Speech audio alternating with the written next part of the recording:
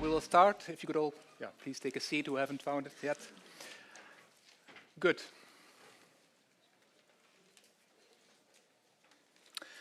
Okay. Dear ladies and gentlemen, and everyone in between.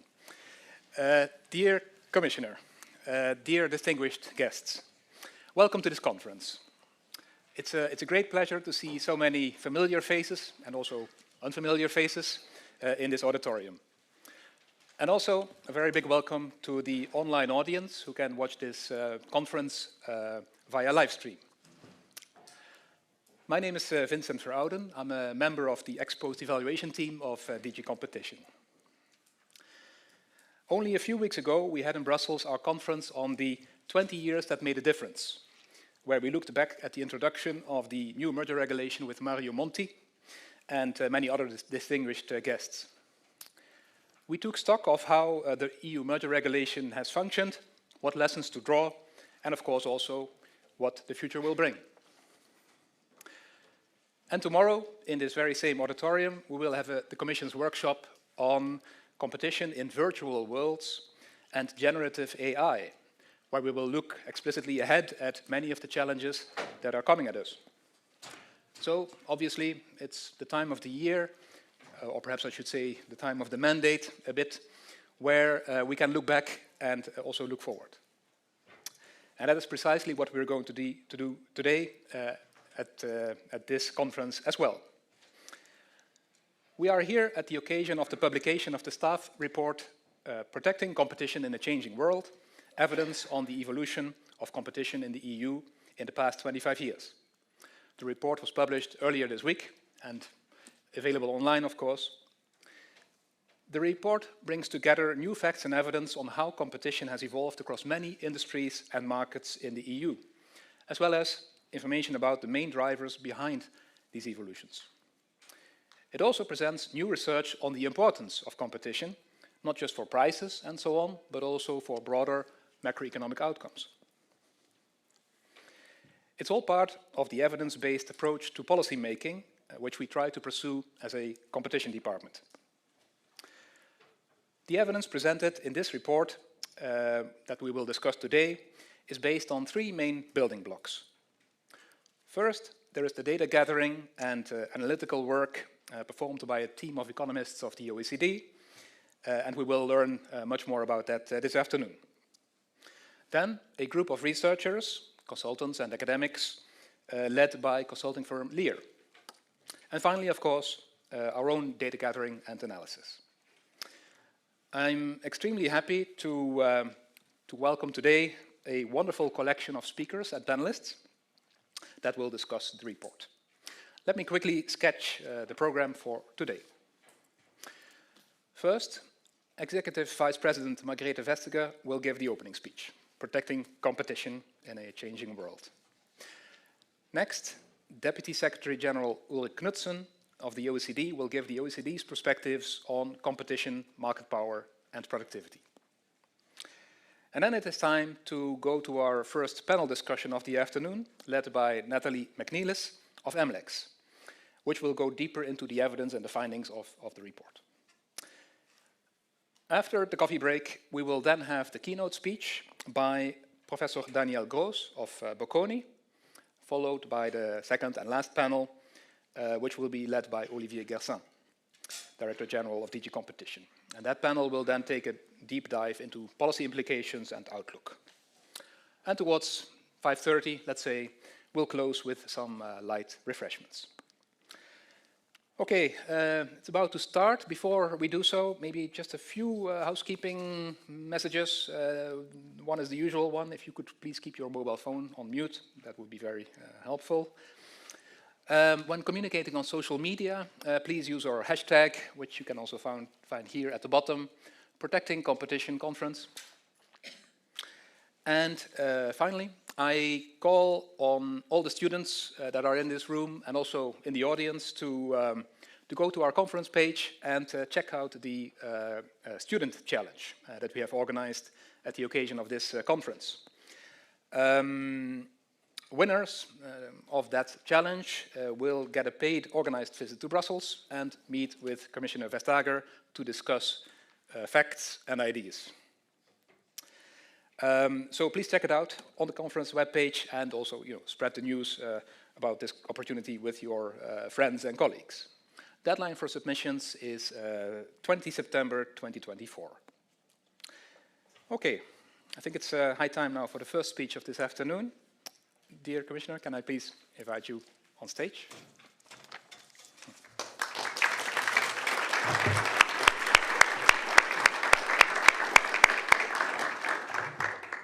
It is really a great pleasure to join you here today. And I would very much like to thank Thomas Dijsselhofer and his team, not only for the work done, but also for organizing a conference so that we can talk about the work done, so that the insights, the numbers, all that content of the report can be brought to life and inform how we see the world. Because the reason why it's called protecting competition in a changing world is that competition is under attack. And this is why it makes good sense to see, well, what does it bring and what is actually the state of competition. So it's a very timely report. And as you could hear, it is fact-based. It is made by very good, highly credible outside people primarily, combined with our own fact-finding. So this is a rare opportunity to take stock of how the markets actually serve us as consumers, as customers, as citizens. And we are at the end of a mandate that has been so disrupted. The changes that we have gone through, well, they have been profound, they've been swift, they have affected us all. They have challenged markets, and they have changed the geopolitical balance of the world.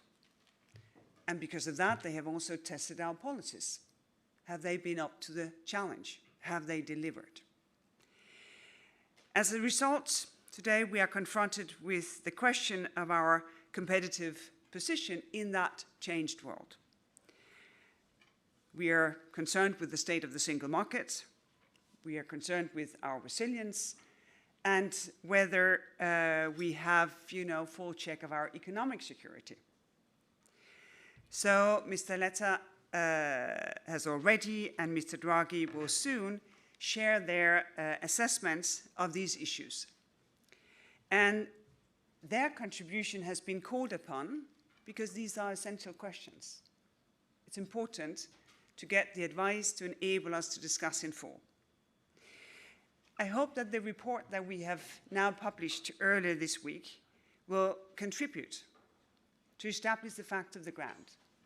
What are the diagnoses? If we think we're not doing good enough, what are the diagnoses so that we can figure out what is then the right thing to do? And this is why it looks at the state of competition in the EU. And it contributes evidence that will be useful for future policy making. Because one of the many great things about the European Union and how we do policy here is that it's evidence-based. We establish the facts, and then we act upon it. The debate on the role of competition policy is often framed as an opposition. Does competition enforcement enhance our competitiveness, or does it reduce it? This is the question I've been asked a gazillion times. Those of us who are engaged in the marketplace know that there is no competitiveness without competition. That is so clear. Competition is the needed, the absolute unavoidable ingredients in competitiveness. And why is that? Well, at a most basic level, competition is the best defense that we have against companies who use their market power to charge high prices. And price effects, well, they're always compelling. But we're in a situation where we've had very high inflation and a cost of living crisis. So, of course, even more in such a situation, markets that enables higher prices than would otherwise be the case is a problem. But there's more to life than prices. and there are more effects than on prices. Because companies also compete on innovation, on quality. What is the next new thing? How can we better fulfill consumer demands? Well, this can be harder to observe in the short run, but obviously absolutely crucial in the long run, because that is part of our business dynamic. That is part of what makes our economy dynamic. And that is competition one-on-one. The report goes further. It studies the relationship between competition, investment, and competitiveness. And the findings are very telling. Let me just give you one. In 29 countries over the period of 2009 to 2019, higher concentration in telecom markets was not associated with higher investment. If anything, the opposite. According to the EU's top exporting firms, domestic competition improves product quality, it increases efficiency, and it gives a boost to export performance. This is not something we say. This is something said by exporting businesses. Most of those companies, they consider that competition does not hinder scale in a way that impedes their competitiveness on export markets. And I think just those two examples of the facts that we have found, well, they challenge many assumptions that are widely used in the public debate. They comport with a vision for competitiveness in which competition matters, where our interest is in pan-European consolidation that increases scale without destroying competition. Because it's not an either-or, it's a both.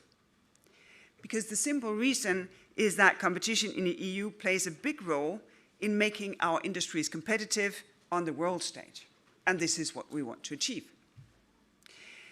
The report also finds that effective competition in upstream goods and services market is essential for the competitiveness in EU exporting firms downstream. EU exporters, they are part of an ecosystem that needs competitively prices and high quality inputs. And that is why it's so important to preserve competition in upstream markets such as steel, energy, banking, telecommunication. All the things you need in order to be able to do business. And being exposed to vigorous competition at home provides our export champions with their right incentives. Incentives to be more efficient, to innovate, and because of that, to succeed abroad. And protecting competition is all the more important when we face increased challenges, because they're growing. Everything is escalating these years. The state of competition has been changing over the last 25 years. Both at industry and at market level, we see increases in concentration. We see in markups, we see increases in profits. In addition, there's been a decline of business dynamism in the very top. In short, market shares are more stable than they used to be. The world's most profitable companies, they have remained remarkably uncontested in the past 25 years, especially in sectors such as consumer goods or pharmaceuticals, and these are important indicators. So what drives this? How have we arrived? Didn't we do the job? What's the matter with you? Well, the thing is that there are several factors at play. It's not just a question of competition law enforcement. Because one factor is sort of winner-takes-it-all effects, when large first-mover firms tend to reap most of the market's benefits. This trend is supported by the rise of digitization, the growing role of certain intangible assets, that could be patents, that could be brands, and of course globalization as such. For the most important companies, or the most efficient companies, to gain prominence, well, that creates value for consumers and that creates efficiency gains. That is good. Where we have concern is when it also means that smaller companies cannot compete. because then the dynamism slows down. The innovation is not diffused, and that efficiency gains, they remain within just a handful of companies. It's telling that in a recent interview, the CEO of Spotify, he noted that if they were to launch a music streaming service today, they would have no chance of succeeding. I think that is very telling as to how difficult it has become to get into the market. For the large incumbent in many sectors, there are simply too many ways to engage in exclusionary conduct. And of course, that weakening of competition, that is risk having a real cost for the European economy. The report notes that these developments may already have adverse macroeconomic effects in the EU, the slower productivity growth that we are seeing, the higher wage inequality that we're also seeing, and maybe also slower GDP growth. This is not just for the European Union. These are global trends, and they need to be addressed because the point is that we need prosperity and we need resilience in order to deliver to citizens what they expect, socially inclusive society where everybody has a fair chance of doing well. As you will know, this organization is no stranger to market changes. Competition enforcement have traditionally focused on price effects and exclusionary conduct. And that, of course, remains true. We still need to address that whenever we see it. But in recent years, we have expanded our focus to other areas as well. Just a few examples. First, in antitrust enforcement, we increasingly examine exploitative conducts. And we do this because we focus enforcement on the key factors of the markets that we're looking at. In digital or in pharmaceutical markets, we focus on the use of competitors' data, so not just your own, but also using other people's data, the ability of a platform to self-promote or the extension of patents, how that can be gamed.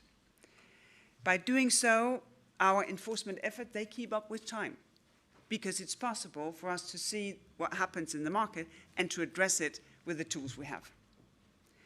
Second, across competition policy, there's a strong focus on protecting competition in innovation, because that is also part of what keeps the market dynamic, that there is innovation and that innovation is diffused and there's new innovation. That is part of the dynamic that we want. And this means that in merger control, we have developed a framework to analyze innovation effects. In cartels, we have sanctioned agreements that frustrate innovation.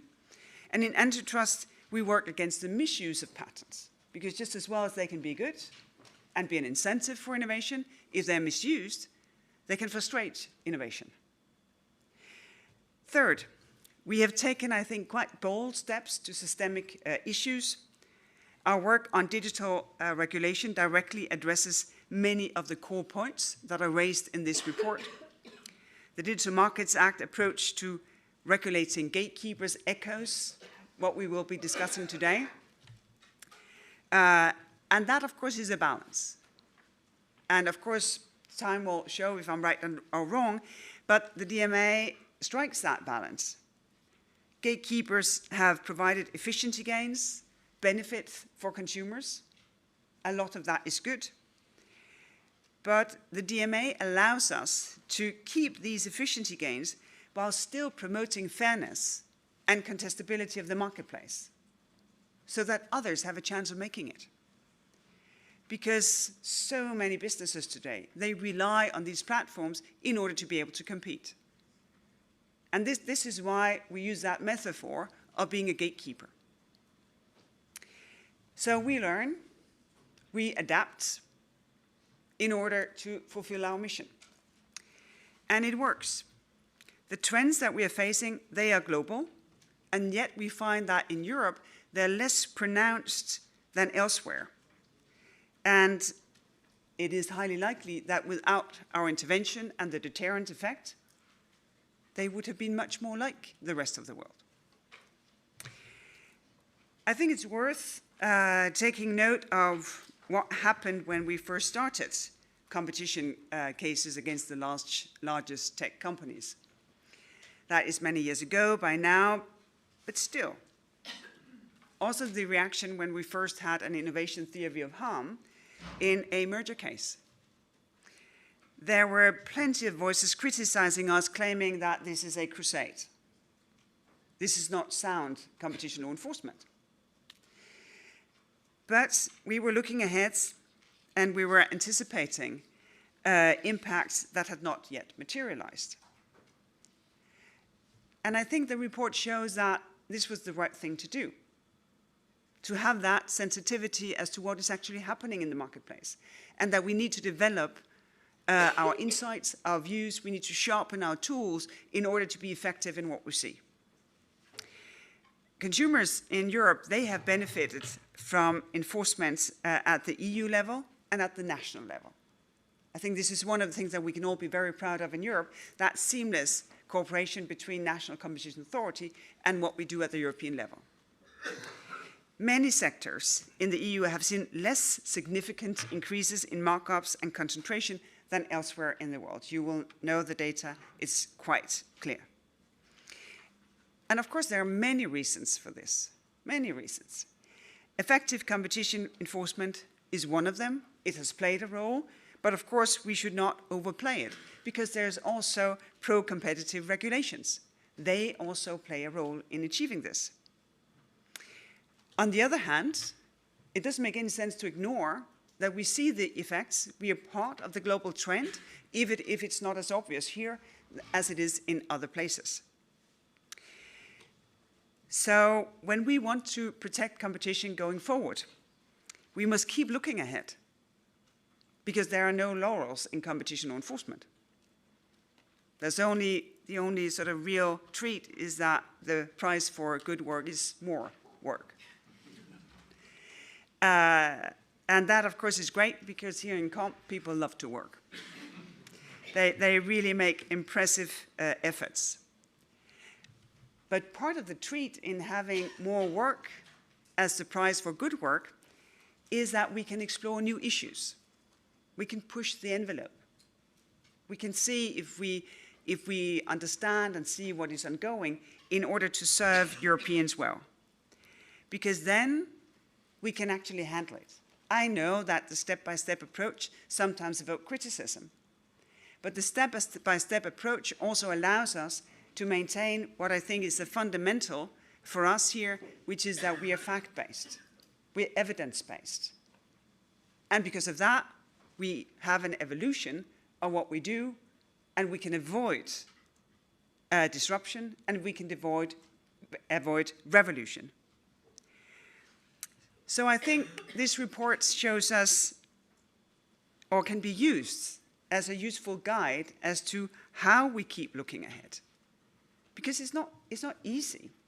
Because we may sort of say, no, it's not for us. We need first for things to materialize before we start thinking about it. Other speakers, they will give many more insights than I can now. But reading the report, at least 3 implications have struck me.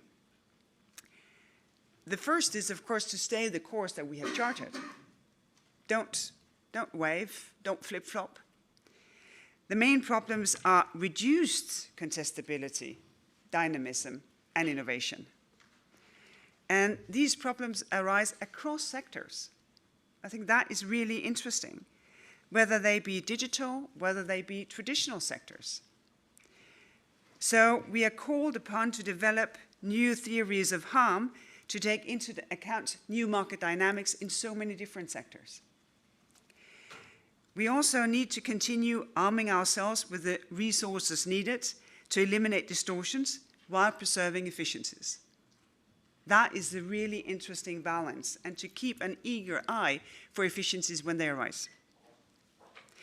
The second implication is that there's no trade-off between competition and industrial policy. I know it's very, very popular to hold that view, but it's actually not the case. These are complementary. We cannot rely on public interventions alone. The public purse in Europe can never, ever match what we see other places in the world. What we need is more private investments in order to compete with our main global competitors. And there's nothing more effective to boost private investment and innovation than effective competition, because that's the incentive. It provides the incentive for innovation and for investment, as long as the market is fair and open, and we use our tools to make that happen. And also, if it had escaped anyone, the advancement of competition policy means the advancement of the single market. Those two things really come together, because competition policy is about breaking down barriers, breaking down market partitioning, doing away with fragmentation.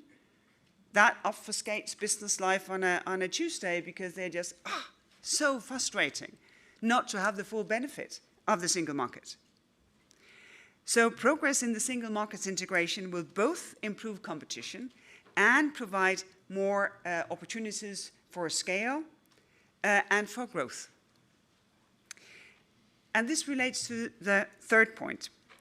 There is a need for a cross-cutting approach to protection competition within public policy. The promotion of competition should be part and parcel of our efforts to improve our resilience. It should be part and parcel of how we promote our competitiveness. Like-minded partners in the US, in Canada, they fully embrace this approach, pairing industrial policy with strong competition enforcement. The research presented in this report shows that in the EU we need more, not less, competition to boost productivity. And my hope is that this report will be part of a broader debate to make sure that this message and this evidence is part of the discussion moving forward.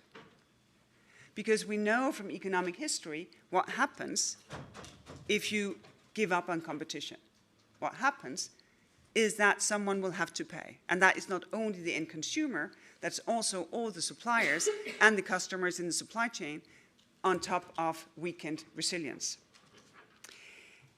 Before I end, just one word on what was announced in the welcome, which is another kind of competition, which is our student challenge.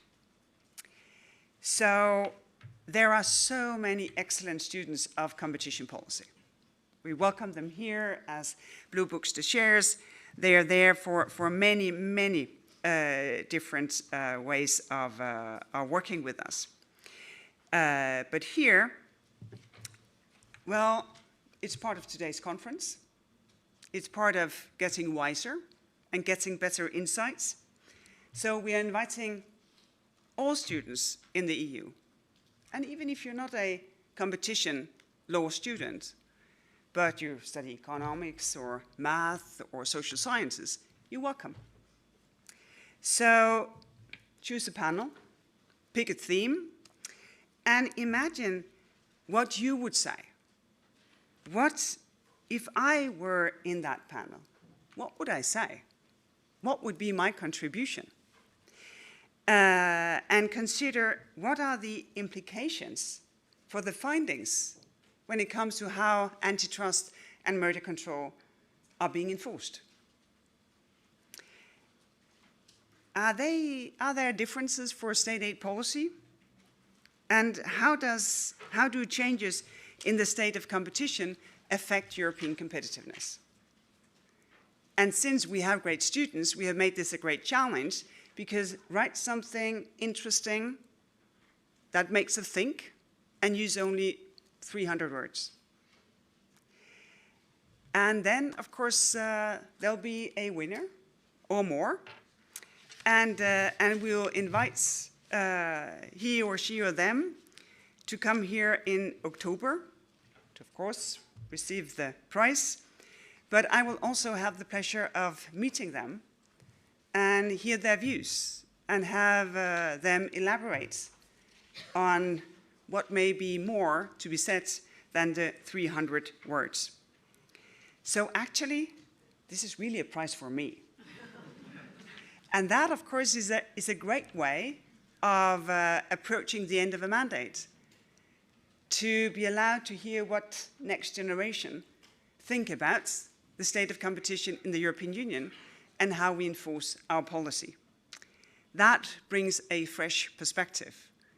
And as you can hear, what we are trying is not only to be up to date, it is also to be forward-looking. And for that, we need, of course, to invite the next generation to be part of it. Thank you very much.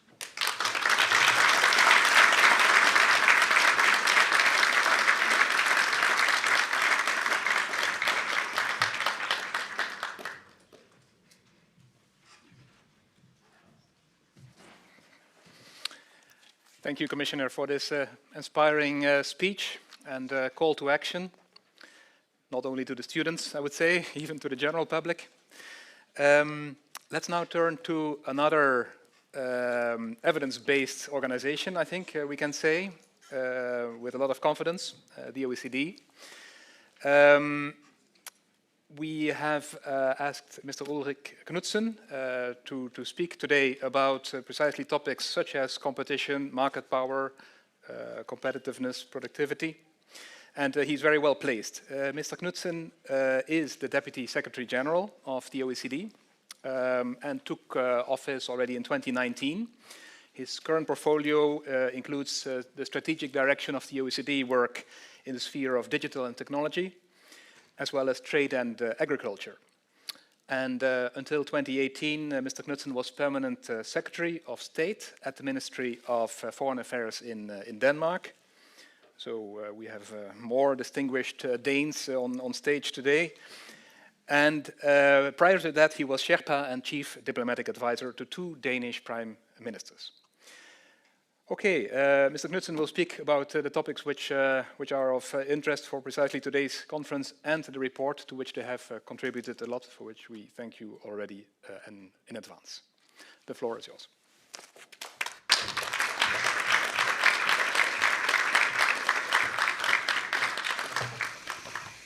Thank you so much, Vincent. There is a great risk that the next 15 minutes, it'll be just another Dane telling you that the reward for hard work is even more hard work. If nothing else, I think we'll remember this occasion for that, but hopefully a little bit more. I want to thank you, Vincent. I want to thank the European Commission for the invitation to speak here today, and perhaps more importantly for the invitation to collaborate on this increasingly important topic.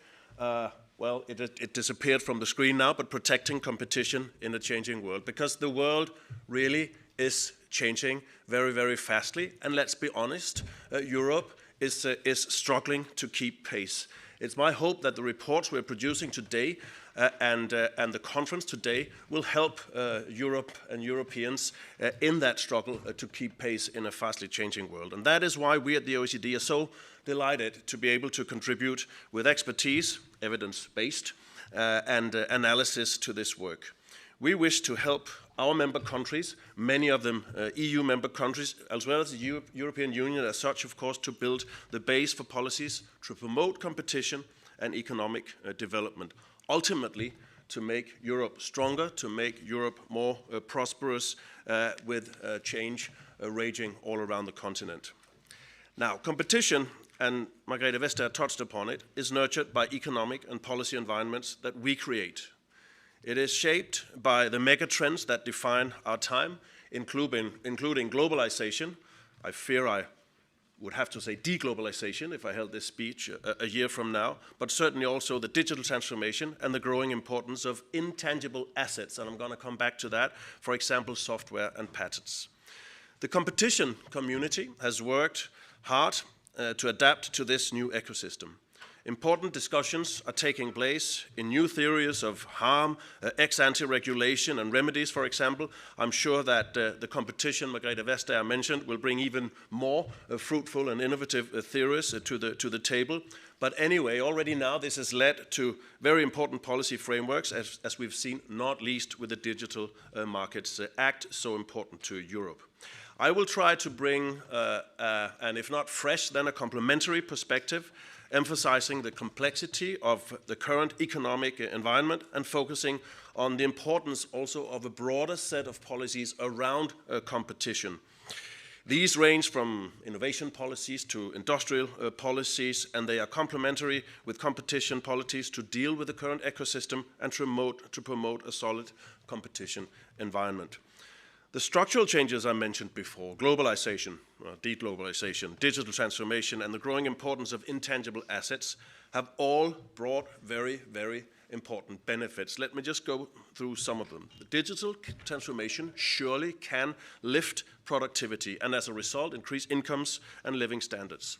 The OECD's recent digital economy outlook showed quite clearly how the ICT sector has grown about 3 times faster than the total economy across OECD countries in the last decade, 3 times faster than the rest of the economy, with an average growth rate of over 7.6% in 2023. But we also have to be mindful that digital technologies, and that includes AI, of course, also bring uncertainty and disruption to the workplace. It raises challenges related to privacy, security, and information integrity, not to mention, of course, mis- and disinformation. Not that that should retract in any way from being positive about AI. At the same time, increasing global integration has enabled consumers to access new products at lower prices. It has allowed productive firms to move into new markets, boosting both innovation and investment. But again, there's a flip side here. Globalization has also brought dependence on global value chains, increasing the exposure of our economies to geopolitical risks and foreign shocks. When you hone in on competition, you will see a similarly complex and multifaceted picture. The digital transformation has, on the one hand, created new market opportunities, new patterns of consumption. It's also contributed to the rise of intangible assets, which generate value. But we also have to recognize that technologies and intangibles have very specific features that make them different from other kinds of investment and capital that we're used to. For example, they often require significant upfront costs even to get started, but then later allow to reproduce additional units of output at very low costs. To fully exploit the benefits of intangibles and digital technologies, large, or rather large, customer networks are actually required. Extensive databases and complementary investments, again including in human capital, are also needed, and this tends to often suit the larger, often the incumbent firms. By the same token, the largest and most productive firms often benefit the most from efficient global supply chains, further favoring their expansion into new markets. So, to put it sort of a little bit stylized or simplified, in the short run, these structural forces tend to reallocate resources efficiently to the most productive and efficient firms. This chimes with OECD analysis, which finds that not only in the US, but also here in Europe, more concentrated industries have higher productivity levels. So in the short run, this favors incumbents and bigger firms. However, in the long run, these dynamics actually raise concerns over the strength of competition. This is because they can create entry barriers, they can create or reduce business dynamism, and they can also reduce incentives for leading firms to innovate and boost their productivity. So there is a dilemma here. To mitigate these risks, we need to understand better how and why competition is evolving across countries and sectors. New analysis from my organization, the OECD, that's also informed this report, sheds light on trends in concentration, in business dynamism among market leaders, and in markups for many European countries. It combines different data sources and new methods to paint a comprehensive picture of the state and evolution of competition in the European Union. And it's important, I think, to understand and to make evidence-based policy decisions. That's very much what my organization is all about. We need to design and implement policy frameworks that widely spread the benefits of open markets, enabling new and innovative firms to compete with the large incumbents. And these policy frameworks should go beyond antitrust policies, beyond the usual remedies. It should include a more comprehensive set of policies, to put it briefly. This could be innovation policies, it could be industrial policies, but in general, it could be broader economic policies that are consistent and complementary to competition policies. I think the Commissioner highlighted this in her opening remarks, and we totally agree at the OECD. There does not have to be any dilemma between competition policy and industrial policy. But before going into the policy response, let me first underline that our evidence does confirm a weakening of competition in European markets over the last 2 decades. Different measures point in that same direction. For example, average market concentration increased by 20% between 2000 and 2019, and firm markups, which is a widely used measure of market power, increased by 7% over the same period.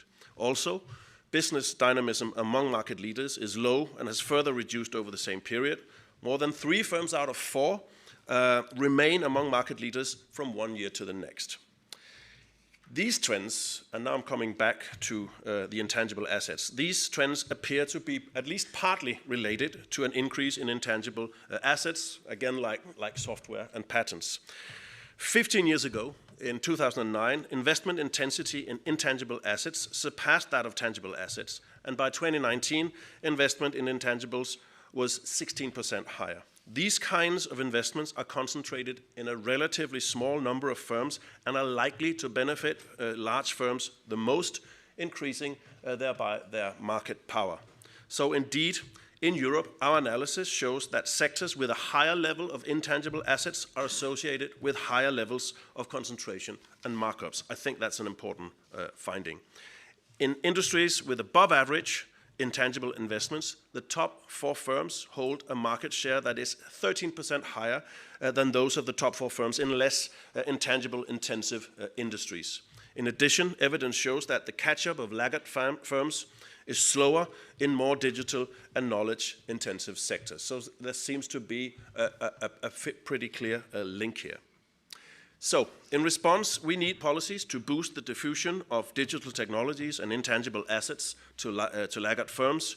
That would increase the pool of competitors, it would increase business dynamism, and would also, I hope, enhance the process of creative destruction. This could include policies to raise digital skills. It could include policy of the workforce. It could include policies to reduce financial constraints, and it could include policies to increase the uptake of new technologies. This is important.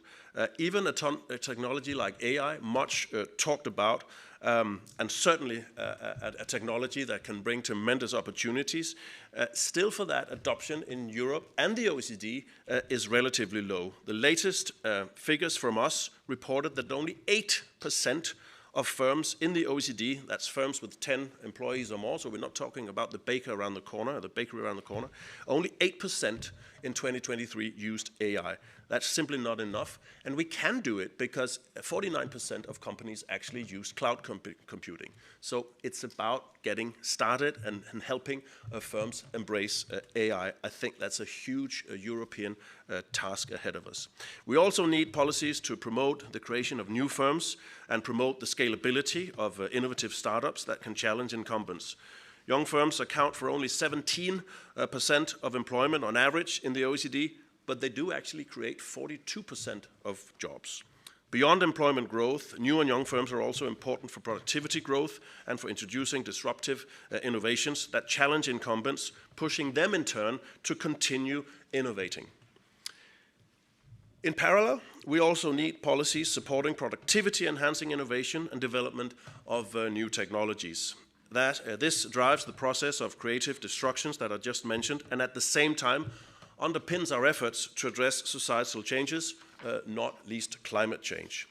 Moreover, the analysis from the OECD underlines the importance of open markets in fostering pro-competitive pressures.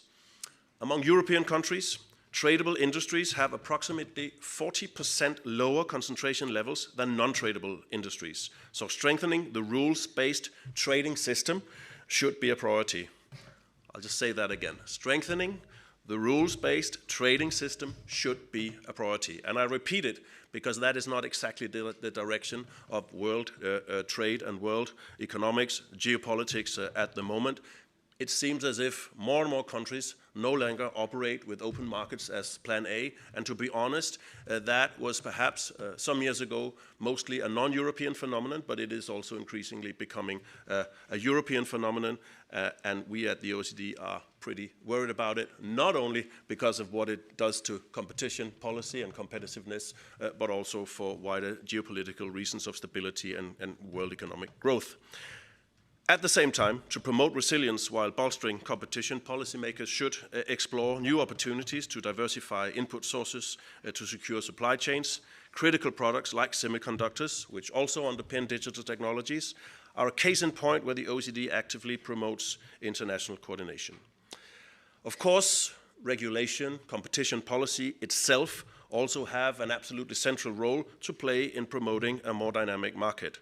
The data for Europe shows that industries in which dominant firms engage in more M&A activities have concentration levels that are approximately 35% higher. It's important that competition authorities are equipped with the right tools to scrutinize markets and prevent anti-competitive behaviors. It's important also that they're provided with the flexibility to adapt to a changing world. We heard it from Margrethe, if I can be so free, in the beginning. She said competition is under attack, and that's why the competition authorities need to have the right teeth, the right tools at their disposal. Policymakers should also promote policies that avoid unnecessary regulatory barriers and burdensome red tape, while, of course, I know we're in Europe, maintaining regulation, that's crucial for consumer welfare. This can help encourage entry and growth of innovative firms and also the exit of unproductive firms. So, as I begin to conclude, all in all, the state of competition in the EU points to the need for a broad, whole-of-government approach. Competition policy is essential, but innovation, trade, and industrial policies are also key levers to promote a vibrant competition environment. It is indeed important to design pro-competitive structural reforms across the several policy domains in which competition can be effectively strengthened and not least directly targeted. That goes for the EU single market, the product market regulation, and also tax law. There are many great EU initiatives out there already. I am confident that the report we are presenting here today can not only increase our understanding of competition in the EU and its drivers, but also provide actionable, and there it is again, evidence-based recommendations to strengthen global and domestic level playing fields. This will underpin our collective efforts to promote a strong, resilient, and sustainable competition environment. Hopefully, and I say hopefully, with competitive open markets and rules-based international trade at its heart. I think if we can pull that off, and it's a tall order, we can dream of an ever more prosperous Europe, even in a fastly changing world. I look forward to hearing your views in the panel discussion. Thank you very much for your attention.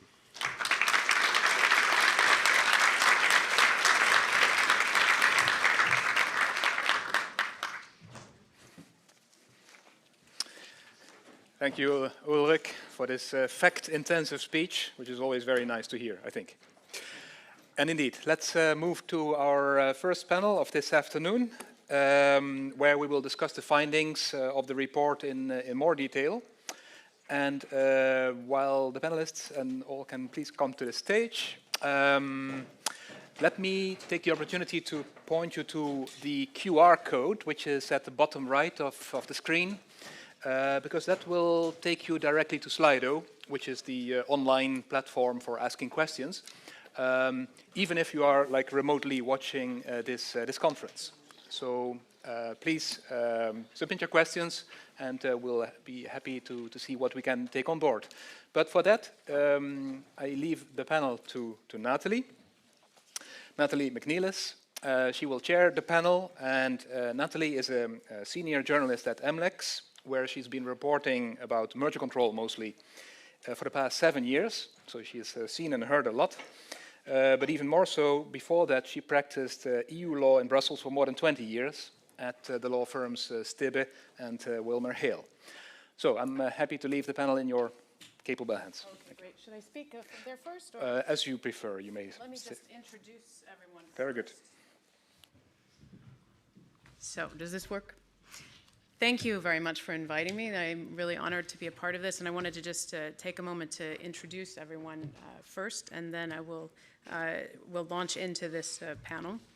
So, first of all, Thomas, and I think that he told me that he finds being introduced as sort of cringy, and I want, but I still feel that I need to recognize Thomas for some of the contributions that he's made along the way. And when Executive Vice President Vestager speaks about innovation, I think that we have really to recognize the work that Thomas did in the Dow-DuPont and the Bayer-Monsanto merger decisions, because I think that was really, I didn't know what you would deny to be the father of the innovation theory of harm, but I think there's nobody that we can look to with more respect than Thomas on that theory. Thomas, since 2021, has been principal advisor for ex-post economic evaluation here at DG Comp. And from 2009 until 2021, he was doing merger control. So in IT and telecoms and media sectors, and then the basic industries and manufacturing and agricultural sectors. That's where we saw the Dow-DuPont and Bayer-Monsanto deals. I'll also go ahead and introduce everyone, and then I'll tell you a little bit about how I would like to run this first panel. So first I have Nancy Rose, who's going to be sitting next to me. She's a professor of applied economics at MIT, and she's a visiting scholar at the Harvard Kennedy School. And she was Deputy Assistant Attorney General for Economic Analysis at the U.S. Department of Justice, the Antitrust Division, from 2014 until 2016. And before that, she directed the National Bureau of Economic Research Program of Industrial Organization from its founding in 1991 until she joined the DOJ's Antitrust Division. I also have Chiara Criscuolo. And when we talk about the work that the OECD did to get to this point, it's Chiara who was the leader of all of that work. And she has been, since April, the principal economist in the Economic Policy Research Unit of the IFC of the World Bank Group. But previously, she was 15 years with the OECD, and she headed the Productivity, Innovation, and Entrepreneurship Division in the Directorate for Science and Technology and Innovation. And then we have, on the furthest point, Jan de Locker. He's a professor of economics at the KU Leuven, and he's also a research fellow at the Center for Economic Policy Research. And before he went to the KU Leuven, he was a professor of economics and public policy at Princeton. And then I have Matthias de Watripont. He's a professor of economics at the Solvay Brussels School. And between 1998 and 2011, he was the research director of the Center of Economic Policy Research. So when I said to, like Vincent said when he introduced me, I'm a lawyer by training, and I've been a journalist for the past 7 years. So this is not my world, but I'm not an economist, but some of my best friends are economists. And when I told them who was on my panel, they were like, whoa. Wow. And so I have to really congratulate Thomas and Vincent for putting together such an amazing panel that will walk us through this first discussion. So my role as being the non-economist is to bring this down a little bit for those of us who are not at quite that same level. And I was talking about this with my colleague Nicholas Hurst in the office, how to plan this. He said, well, Natalie, a tennis game is not that much fun unless you're sort of more or less at the same level. So I'm going to try to bring it to the point where we can all enjoy the game. So first of all, Thomas is going to give us a little introduction of the report with some slides. And then I'd like to turn it over a little bit to Chiara to talk about the OECD's contribution to this report. And then I'd like to go through some questions where everybody will contribute. And the first question I have is, and I think Executive Vice President Vestager answered a lot of these questions in her speech, but so we'll dig into them a bit deeper. First of all, is it really true what they're saying in these reports? I see a lot of on average and across markets, and I'd like to know, how robust do you think the conclusions of these studies are? Because you've spoken, and also Ulrich, about the importance of us working on on an evidence-based function. And if we don't have good evidence, can we make these kind of conclusions? So first, that's the first question I have. Is it really true? Second question, if it's true, is this happening everywhere, or is it just an EU phenomenon? I think we already have sort of the clues to that in the report, and we know the answer, but I'd like to hear some commentary on that. And if it's really happening, why do you think that this is happening? What are the drivers? Third question, if it's true, does it matter? I think that one of the questions that sort of plagues me a little bit is that we read the report and it says the global superstars are capturing everything.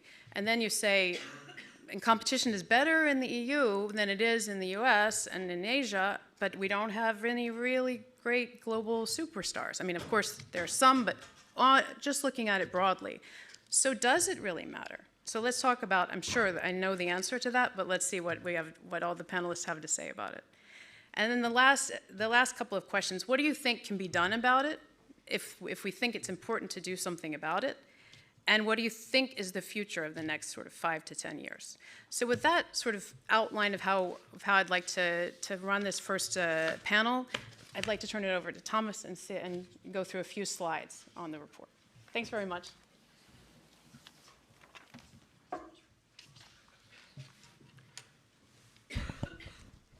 Thank you, Natalie.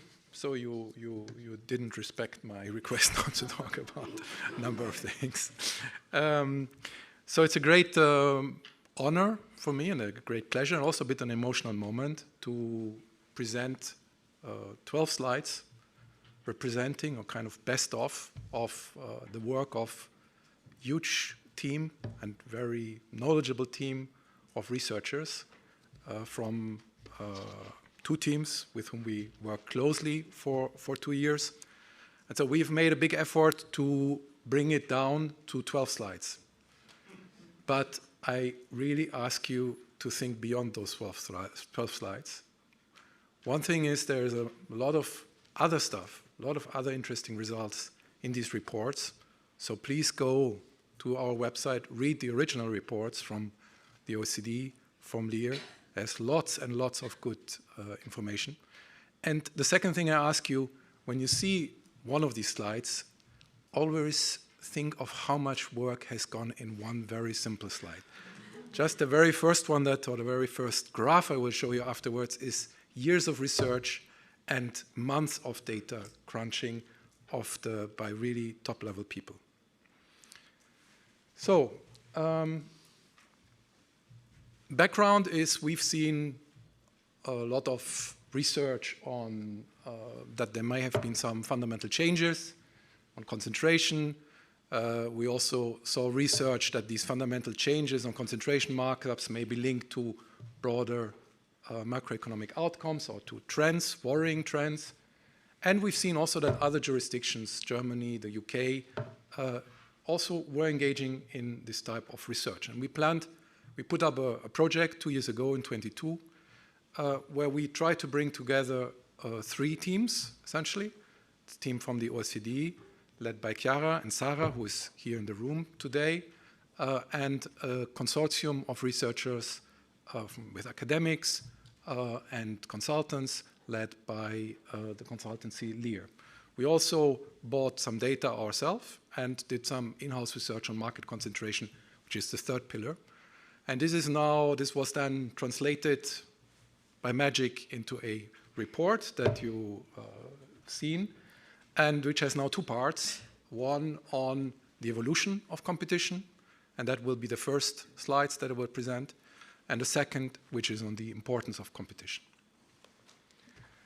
Now, on the evolution of competition, here the first graph, which is probably the central graph of this whole study, is the evolution of industry concentration. This is industry concentration at 427 NACE 3-digit sectors. So this is a bit narrower sectors than any previous research has done. And it's also based on research which for the first time distinguishes between industries which compete at global level, at European level, and at national level. And what we present here is the evolution of the average. And the average here, you can see that it went up by 5%. Now you will say 5% from 26 to 31 or is not very impressive. It's a 20% increase over these years. And these are averages, and we're still at very large industry level. So we'll also did then work on market concentration, and we have shown or seen that market concentration is linked to industry concentration, so this matters.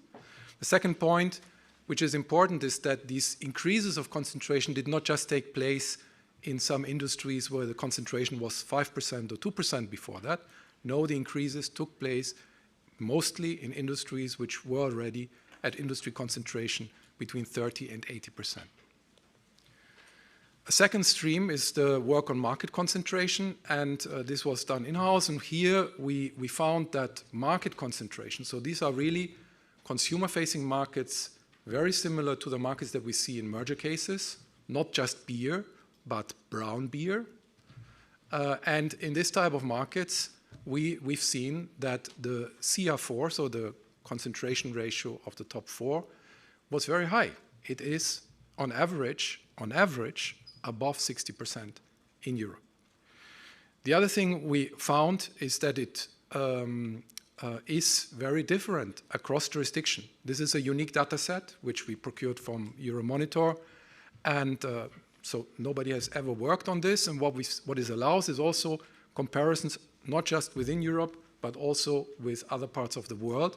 And what you see are significant country differences, and where we try to control for population size, because we know that in small countries, concentration is by definition normally a bit higher. And even if you control for these differences, you see that there are outliers.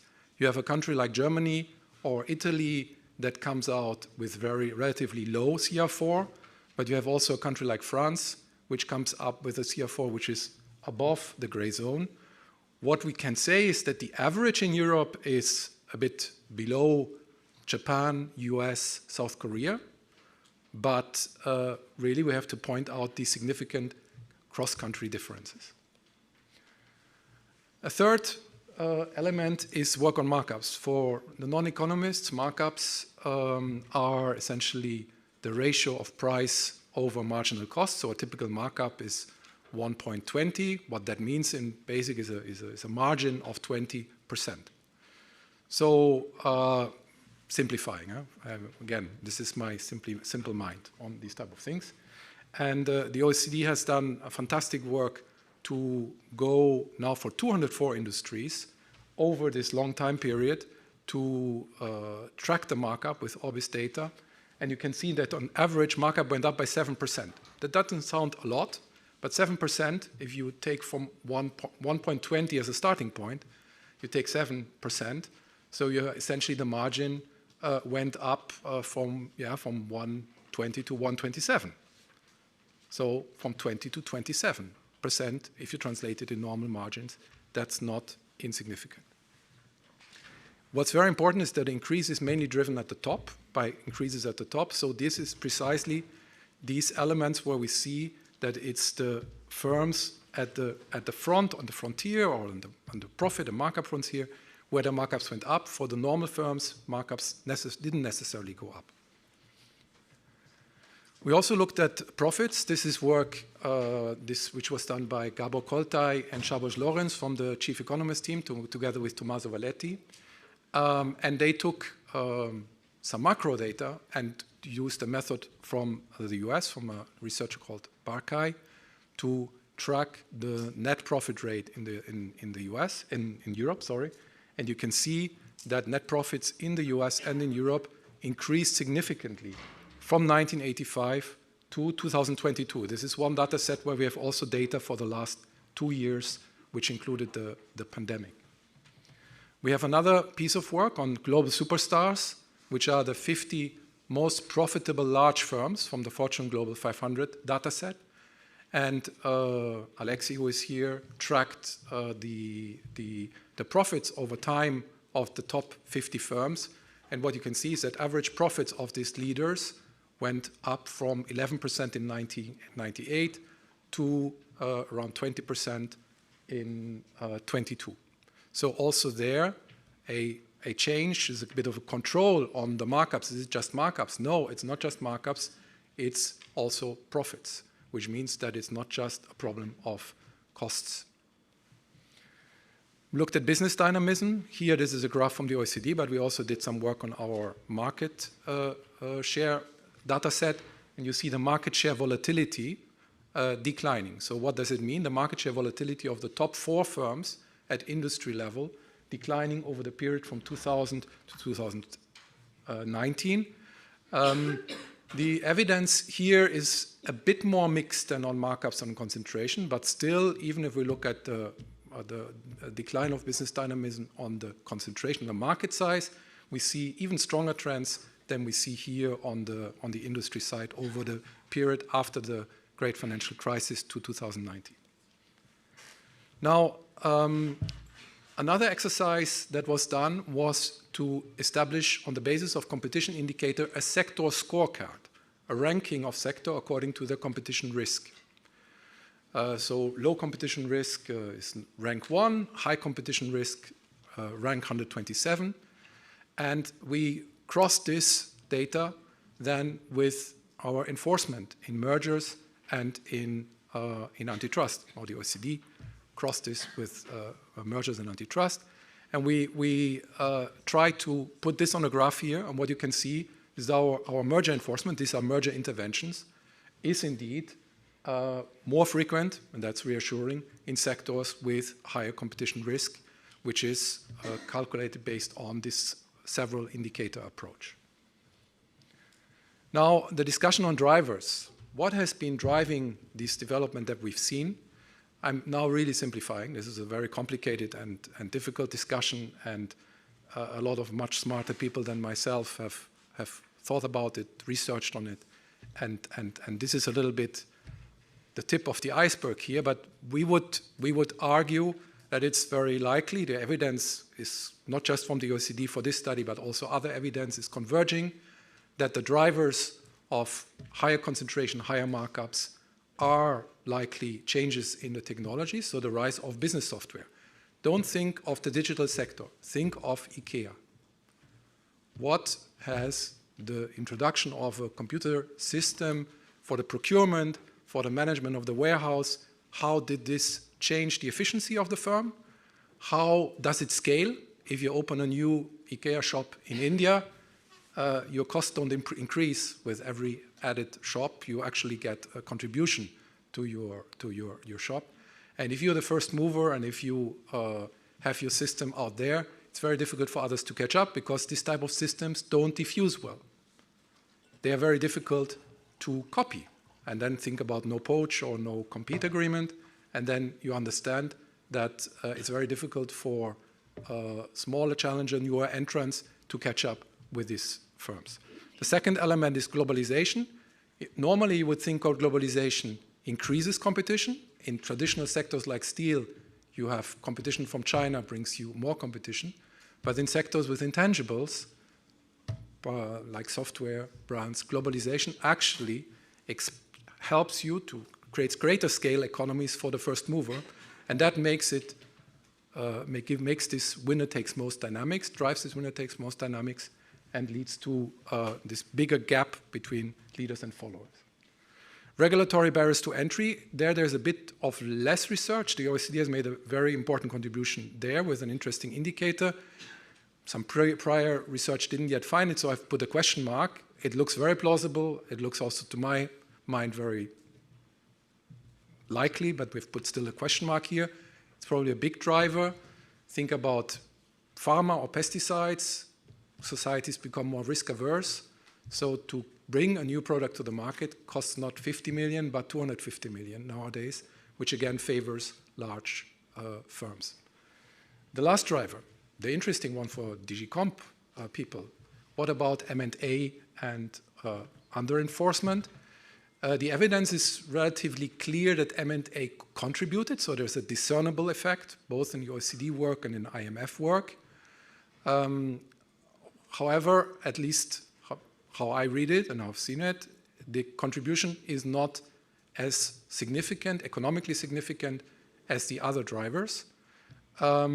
And for under-enforcement, we also think there may be under-enforcement. There is work by Tommaso who says there may be some under-enforcement. But again, we don't see that under-enforcement can be an explanation for the massive changes that we've seen. And they cannot explain exactly why things changed, why our enforcement levels were probably relatively stable over the last 20 years. So you would have expected, if you see these changes, that something had changed in our enforcement, but didn't change that massively. So we are a bit skeptical that it was us or that it was a very big contribution. But again, this is an open discussion to be had. What does it mean? We have not just negative effect, we have benign effects. Everybody goes to IKEA. Everybody flies with Ryanair. But there are also adverse effects. The website of Ryanair is not the easiest for my parents, for example, to navigate, I would say. Or exclusionary tactics once you are in that situation. One economist once said it, these companies made it to the top on the merits, but then they are drawing up the ladder for the next team of leaders, of companies. Now, impact of competition on, or the importance of competition. We have 4 contributions here. One on prices. This was mentioned by the commissioner already. Here we find that higher concentration is associated with higher prices, empirically in airlines and in telecoms. We find descriptively that, and that is something that many have observed, the prices in the US are higher than in Europe. And we find again empirically, and that is, I think, probably one of the biggest findings of this whole study, is that investments are not associated with higher concentration. I'm racing a bit up because I'm late. I would perhaps skip this because this is hopefully self-evident that effective competition, the economic literature is very clear that effective competition is a key driver of productivity. And if competition is weak, then productivity suffers. This is the survey study to which the commissioner referred. You can see 3 main results. One is that upstream competition matters a lot. So our export firms in Europe rely on competitive input markets, in particular for quality. We have a functioning steel sector. The US doesn't have a functioning steel sector anymore. That's a competitive advantage. We need it to be competitive. Competition also at the level of the market of the firms themselves matters for innovation, product quality, and efficiency. And also, interestingly, they don't think that they need, that competition hinders them from achieving the necessary size. Last study, again, this is one of my favorites, so it's a pity of not spending more on this, but this is a macroeconomic study which simulates, on the basis of an established macroeconomic model, what were the costs of this rise of markups for the EU economy over the last 20 years, what it would have been if these markets had not gone up, as the market power had not risen. And we see that, that there's a 5 to 7% cost, but we also see from another macro simulation that without our intervention, this cost of non-competition would have been even higher by a quarter. Then there are 2 forward-looking simulations. One is a trimming scenario, how can we reduce markups at the top, and convergence scenario, bringing member states that have higher markups to the average, and both would bring us to increases of GDP by 2 to 4%. So what is the key thing? You don't have to understand, I hardly understand what this is about, but I can tell you what it means is the stakes. The stakes of getting competition right are really, really important. Thank you very much.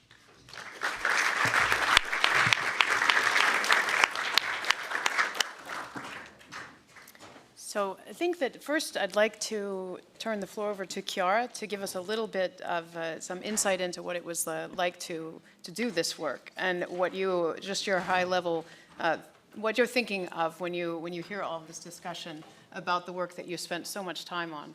And how robust do you feel it is? I'm sure that you find it very robust. Yeah, absolutely. So thank you, Natalie, for the question, and a big thank you to Thomas and to Deputy Secretary General and the Commissioner, because I mean, they have already given a very good overview of the results. So I would like to do just 5 things in the little time that I have. First of all, let me thank the brains behind the report, because this has been work that has gone over 2 years. So Sara Caligaris, who is the senior economist in charge of the project, Miguel Chavez, Josh DeLion, Andrea Greppi, and Oliviero Palanc, and Christian Avele. Some of them are here with us today, so feel free to talk to them during the coffee break.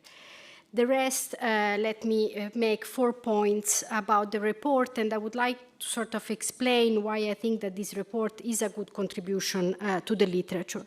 First, I think we all agree that competition has many different facets, and Commissioner Vestager mentioned this, and the report does a great job in using the same data, the same underlying assumption, to measure and to use these different proxies, both in the levels, and Thomas showed the results, but also in the dynamics. And I think this is particularly important when we think about the long-run effect of weakening competition and the impact this has on innovation.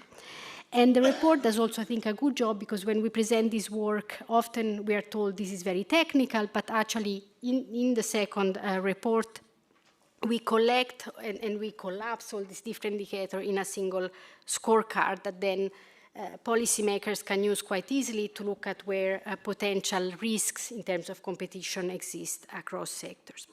The second main contribution, and Deputy Secretary General Knudsen mentioned this, is we take globalization quite seriously in terms of trade. So we develop a new taxonomy where we really look where firms compete, whether the local, national, European, or global market. But we also take into consideration the internationalization of ownership. So we look at the role of multinationals, and this is particularly important in Europe, where multinational firms have expanded across countries much more, and this has a clear impact on the increase in concentration across countries at the European level. The third point is that we try to speak with different audiences. So when you speak with competition authorities, they find looking at concentration at the 2-digit level far too aggregated. We try to go at the 3-digit, we try to go at the 4-digit in some cases, but also, and I think that's a novel contribution of the report, we look at the market, at the product market, and we look at the correlation between concentration at the product market and concentration at the industry 3-digit and 4-digit level, and we see that the two are very correlated in levels, but they also follow similar trends. So again, I think this is a great reassurance. And last but not least, and Thomas mentioned this, we also link our different measures of competition, our different proxies, with competition law enforcement. And we show 2 important things. One, competition law enforcement goes to sectors that are less competitive or where concentration is higher. And then secondly, we also see that concentration decreases more in the sectors that sort of are treated, if you want, by competition law enforcement. And we also look at the different roles of structural factors and what the impacts are. And we will get back to that probably in the rest of the panel. But let me say, I think it's a very wide-ranging work with very careful measure, rich data, and I want to thank also the Commission for all the support that they have done over the months on this. Thank you. Excellent. Thank you very much for that. I was thinking that to go next to Jan, because he also is more of an insider in the sense that he had seen the report in its nearly finalized state and provided a lot of feedback. And so I'd like to hear also what you think, what your perspective is, Jan. Thank you. Yeah, I mean, I guess I want to underscore how timely this report is and important. And I think everybody in this room is aware that this debate has been going on for at least 5-6 years. This is not a new debate. But I think there was always been this sense that this debate was sort of coming from the US with mostly US evidence. Right? And there was always a question, what about Europe? And then many people, what about Europe? And there's all these different countries and there's different data and it's hard and it's a single market, but it isn't. And we had like pieces and pieces of evidence. And I think what this report has done, and we should not underestimate how a big lift this is actually doing that. Like, what about Europe? Which is go get the data, do the measurement, all those challenges, and nothing is perfect, right? I think that is an incredible contribution in its own right. And then there's all these facts that come out that are qualitatively similar with some of the facts on the US, and then sometimes in terms of estimates and intensity, they are different. So what do I make of this? Well, everybody here at some point in their life had a statistics course, maybe it was forced or it was a choice, but there's something like a null hypothesis, which is what you're starting out with, is that true or not? And then it's sort of, you can reject it, and that means, but then what's the alternative? But I think we have to take a step back, which is in 49 or something, a pretty famous economist, Harburger, wrote this paper, which essentially said, yes, market power matters in some industries, and I think in this room we all think it does because we're in this competition policy sort of trap, and we always see market power problems. But he kind of said, look, in the aggregate, it sort of washes out. And that was the view for many decades, in particular macro, and in particular in the Chicago school, that yes, you worry about some conduct violations and some mergers, but in the aggregate, we don't really think it's going to push the needle. There's not going to be some GDP loss. To me, this report sits in a very different view that says Harburger may have made the right conclusion because in the 40s, we did not have access to microdata. We had industry-wide data, we had country-wide data. You're summing over firms. And again, if all firms are the same, then it's like getting the right answer. But if firms are really, really different in terms of their performance, then just seeing the aggregate is misleading. And I think what we've learned over decades of work with microdata, in which industrial organization scholars, but also trade scholars have been pushing the frontier, is that firms are very, very different, and they're persistently different. And I think this report underscores again that doing this extra work, and people will complain about measurement and econometrics, but the point is that that micro perspective allows you to sort of unpack all of these results, right? And I think, that's kind of, while it's true that there's secular changes like globalization, which effectively is increasing market size, but is also giving you access to cheaper inputs and allows you to play input suppliers against one another. At the same time, there's technological change, and people have mentioned this a couple of times today, the kind of IT backbone-driven companies. It's the Walmart taking over US retail. It's Amazon taking over online retail. These are organic growth stories, right? This is not because competition policy was sleeping for the most part, but it happened nonetheless because of scale economies.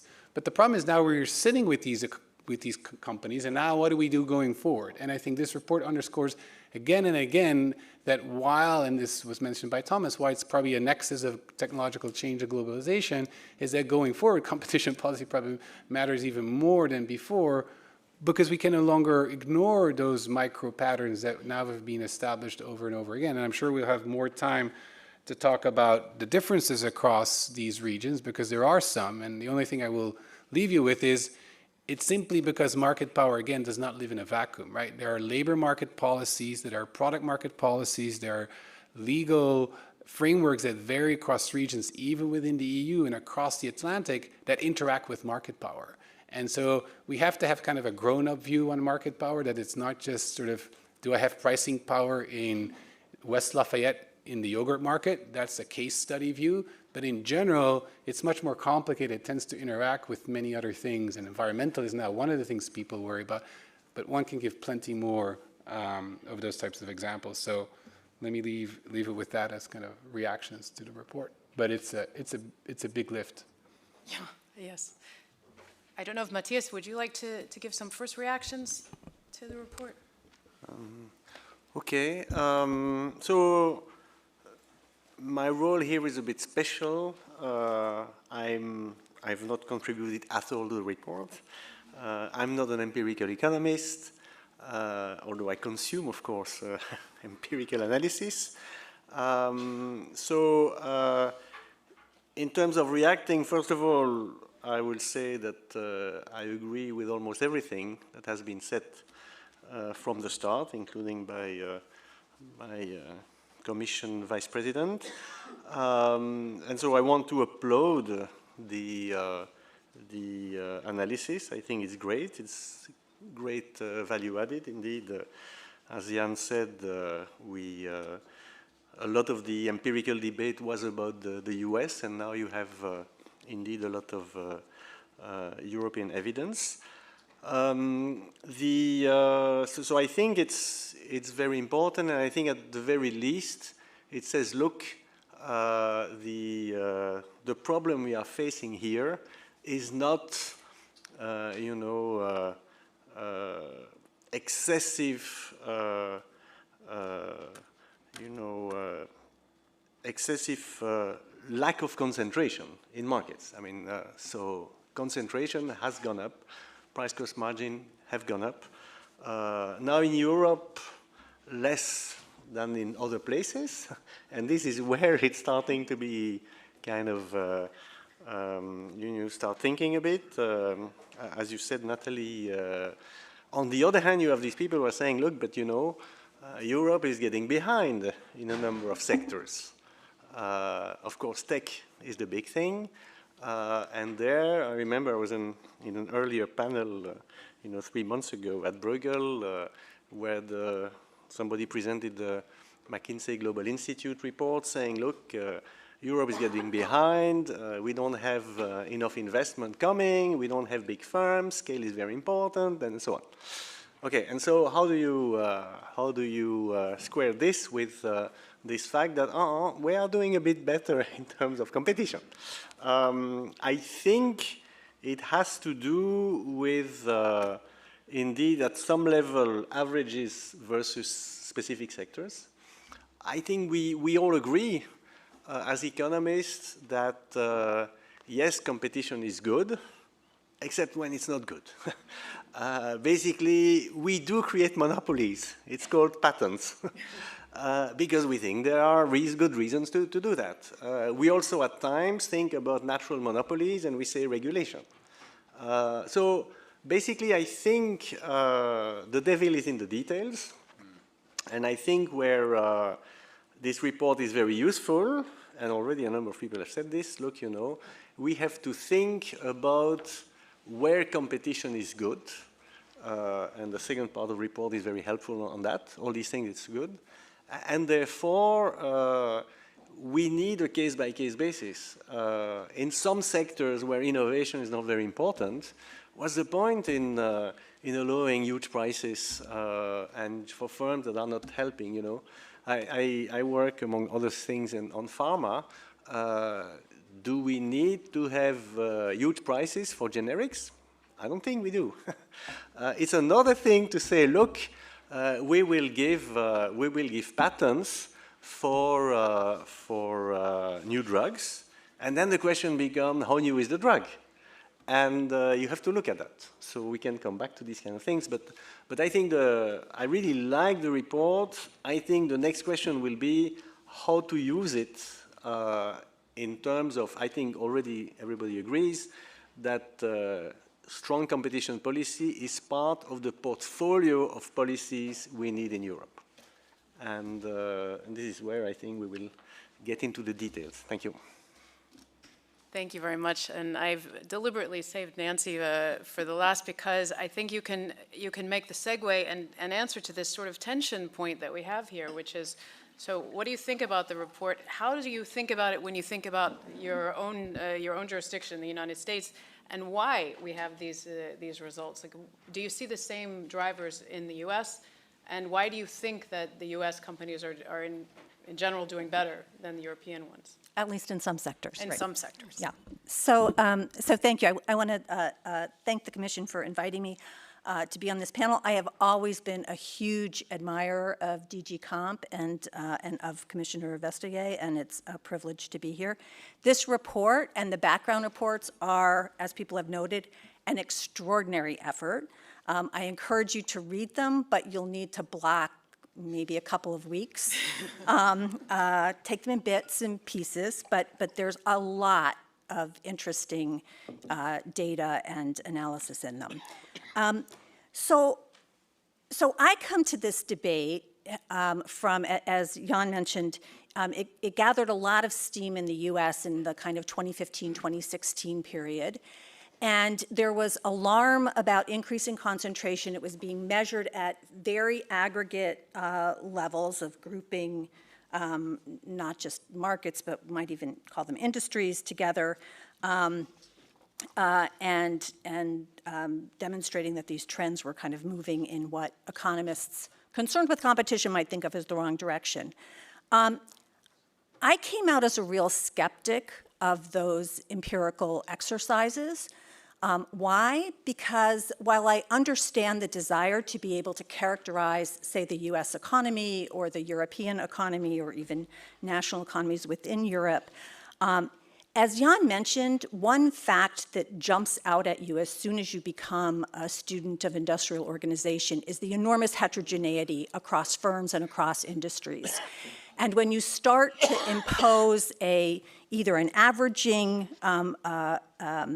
methodology or even a similar methodology across these very heterogeneous markets, I think you lose insights into what's going on the ground and in markets that really matter for consumers. Because when we think about competition, what we want to know is, do consumers face more choice, better choices, either in terms of price or quality or variety or all three? And so that's taking a very different perspective than these kind of more aggregate industries are. Similarly, estimating aggregate markups is very fraught, and even going to something like profit rates, I'm old enough to have experienced the debate in industrial organization and ultimate rejection of looking at profit data because it was very difficult to compare those across firms or across times when investments differed a lot, either capital, tangible capital investments, or even more significantly, intangible capital investments, which are accounting data just aren't designed to inform on economic profits. So I came to this debate with some skepticism, and I'm still a bit skeptic, and that's in part because in the US, as economists have begun to drill down on concentration trends, looking at markets that look more like what are sometimes called antitrust markets, what I would call consumer markets or customer markets, who are the choices that a particular customer is facing. Often that's reversed the trend information or the conclusions that we reach from these more aggregate data. So product market trends in consumer products in the US, there are a couple of studies now that suggest concentration, while high in levels, has been declining over time. And similarly for some other measures. That said, so the broad kind of aggregate trends seem to be similar across a lot of economies. What does that tell us? I think it goes back to what you've heard kind of across today's comments, which is technological change is a very important driver of structural changes in the economy across all jurisdictions. And I think in particular, the rise of intangible investments. And that has led to this kind of superstar firm phenomenon in a lot of sectors, not just in what we think of as the tech sectors or the GAFAM companies they're sometimes called. Jan mentioned Walmart in retailing, right? So retailing is a very plain vanilla sector, or used to be. But in the United States, Walmart has taken an enormous share of that market, and it's done it by investing heavily in IT, in logistics, in globalization and global supply chains. And those bring benefits to consumers, to trading partners, business customers, when the company investing in this is at the top of the chain, down to final consumers. I think it's important that we keep sight of that and make sure that we're not going to lose it. That said, and maybe this is a transition to sort of, given all of this, what should we do about this? I think the danger in hanging the argument for competition policy on trend analysis like this is that if people start to question the trends, then they say, well, maybe we don't need to do anything different in competition policy. And I think that's an enormous mistake. If we understand that we have market power because large, efficient superstar firms are taking big shares of the market, it's even more important that we have very effective and rigorous, assertive competition policy enforcement, that we can't afford to have those large firms grow even larger by acquiring rivals or have the number 2 or 3 firm eliminate ones that might be putting pressure on the top of that chain. And we certainly have to make sure that we're vigilant against entrenchment activities, exclusionary behavior, and other activity that would allow you, as someone said, once you've gotten to the top, pull up the ladder behind you. So I take away from this report, again, I'm not quite sure what to make of the trend analysis, but I think it tells us that we're in an oligopoly economy where there are a few firms competing often for the typical consumer, and that puts a premium on effective competition policy enforcement. Excellent, thank you. That's excellent. I'm looking at our time and thinking about how many questions I thought that we might get to, and I think I'm going to have to lower the ambitions a little bit. So I'm going to try to consolidate the last few questions, and maybe we just have one more round of everyone discussing, because Chiara, you haven't had a chance yet to respond to some of the things that have been said. I think that we've all, in a sense, come around to the agreement that, of course, this matters. That, of course, it matters, and the drivers are not really necessarily lack of competition enforcement. Bigger than that.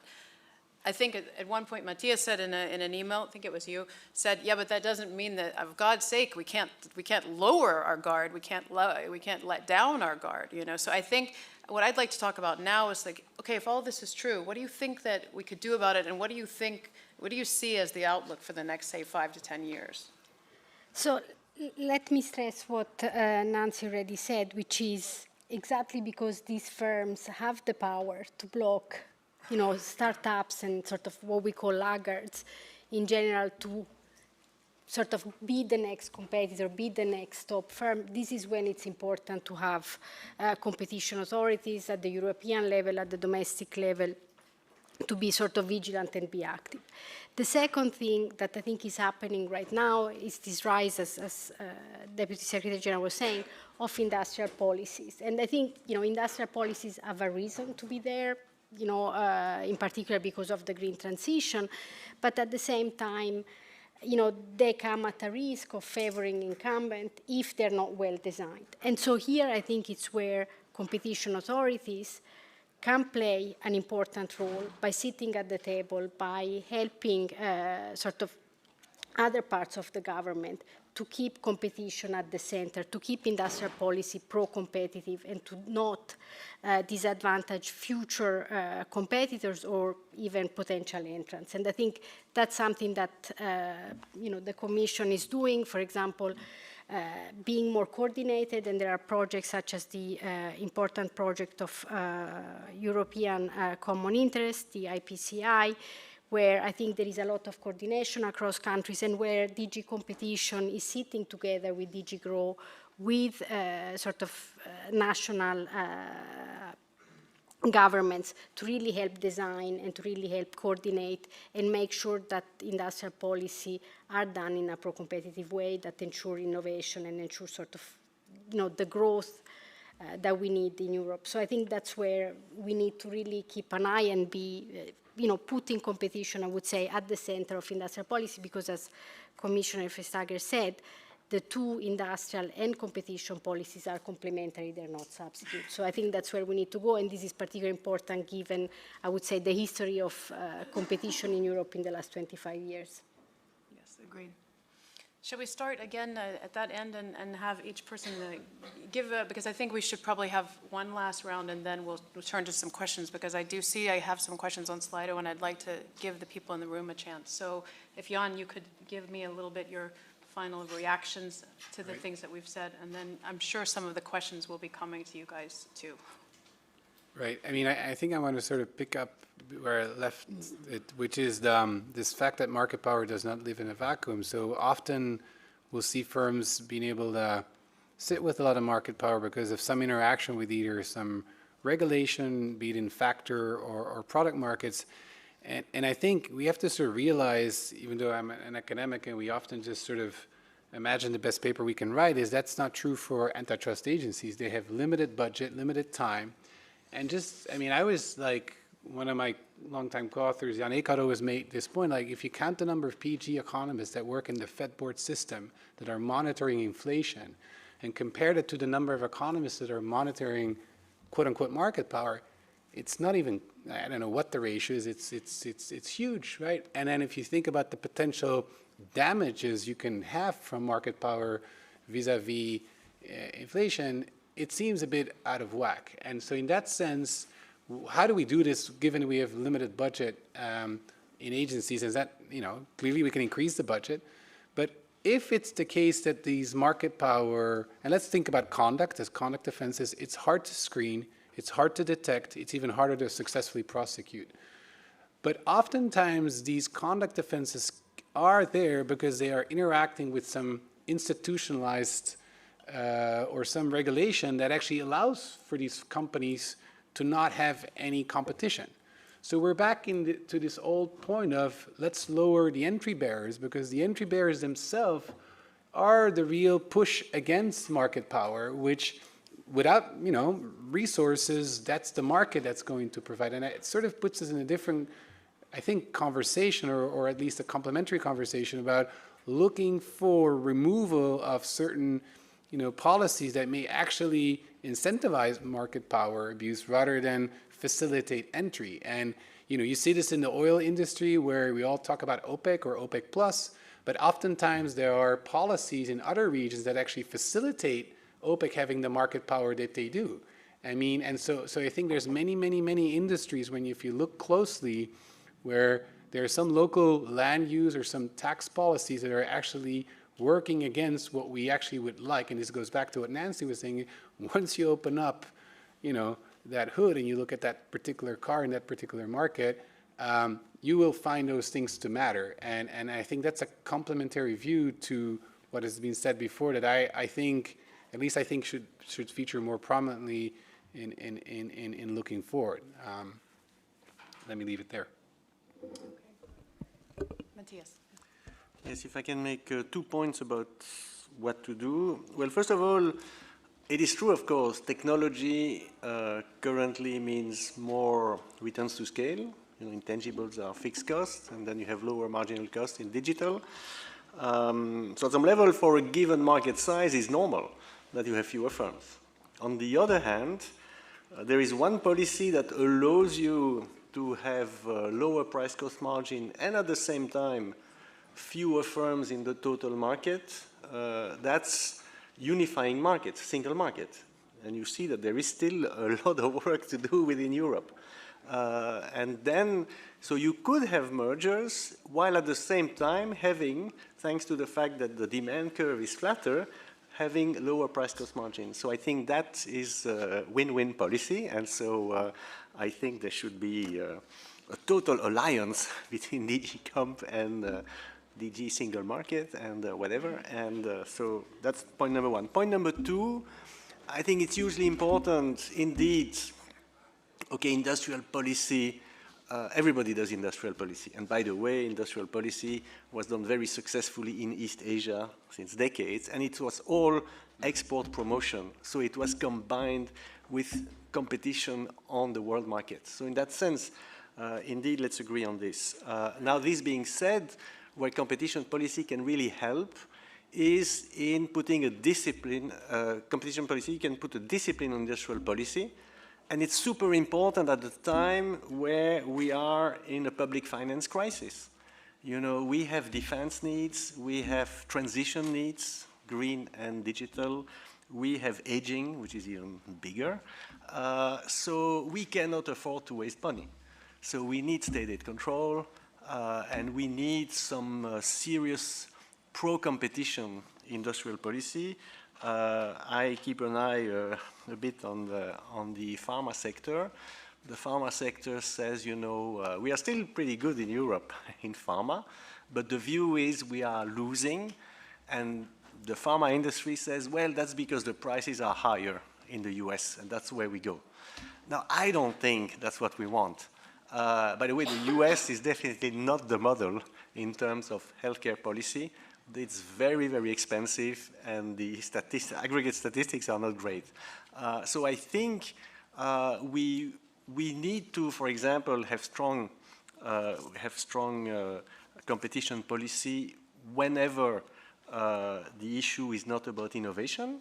And for example, I think it was great that the European Commission did joint procurement for COVID vaccines, so allowing access at pretty good prices.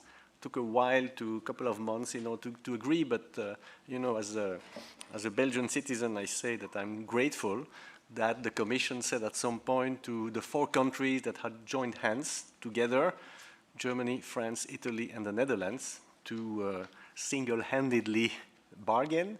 So thank God, thanks to the Commission, I could get the vaccine that were produced in Belgium as a Belgian citizen. And by the way, the same went through for Bulgaria and so on. Huh? So I think joint procurement as a way, so putting these mega companies in competition, I think is important.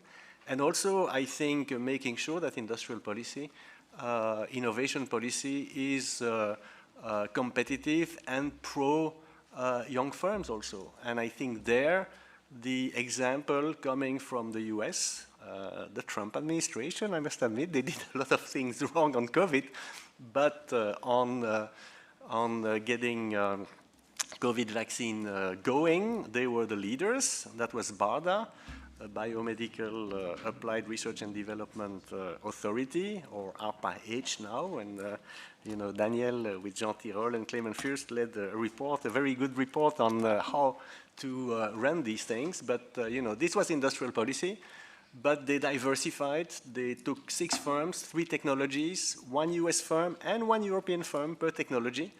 And the winners were the mRNA technology, Moderna, a US biotech, and BioNTech, a German biotech, that then later on joined forces with Pfizer, but Pfizer was just the producer, huh? So they were useful. But by the way, Moderna didn't even need a Pfizer.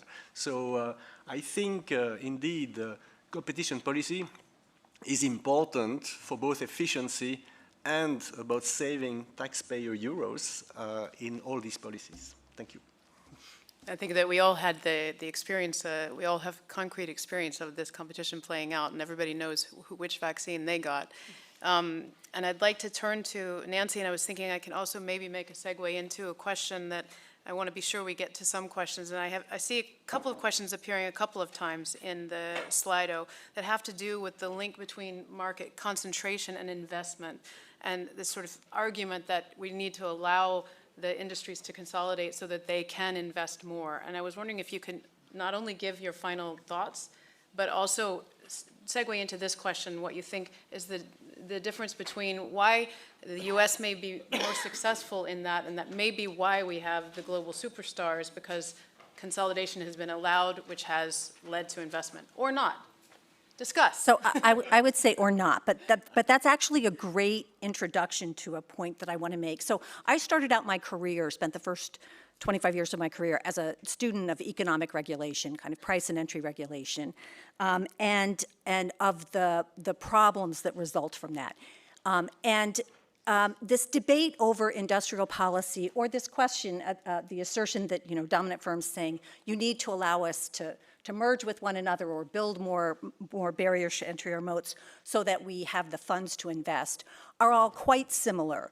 And what I take away from that is that firms prefer to grow by acquiring, not everyone, but many firms prefer to grow by acquiring a rival rather than outcompeting the rival, by increasing barriers to entry rather than becoming more productive and efficient to discourage or to advantage themselves in competition with potential entrants. They prefer to get government transfers if they can, rather than to put their own money at risk. And that in general, that kind of system leads us to less innovation, not more. There are few exceptions, but very few. Higher prices, lower productivity, less consumer choice, the litany goes on and on. So I am highly, highly skeptical of those kinds of arguments, and I think you should be too, as particularly when you hear firms talking about the need for some type of government protection or advantaging them to move forward. You should be skeptical. if we want to try to turn things around, and I'm arguing that the answer is not to either have the government invest a lot in incumbents or give them protected markets, what should we be doing? So I will say first, I think resources spent in competition enforcement are very well spent and have a very high return. Particularly, I would say, and right now in the US, there's this debate over are economists an asset or a detriment to competition policy enforcement. I would say from my perspective in the US, and I suspect the same is true in Europe, they're an asset because they're very critical to helping you to develop new theories of competitive harm, new ways of understanding how firms compete in markets, and what the consequences might be for particular either conduct or mergers. Secondly, and I think I won't claim to be an expert, I'm far from an expert on Europe, but my understanding is that Europe has a much less well-developed venture capital sector than the US does, and that leads to kind of less of the startup activity that we've got in the US. We don't think our startup activity is enough these days, but it is fairly robust. And so to the extension that's maybe aspects of that go along with some of these other factors Jean mentioned, the labor market policies, entry policies, and so forth, that tend to make it harder for businesses to start up. We know that there can be a lot of innovative activity that comes from that bottom layer, those new firms in markets. And so that would be another place that I would focus activity.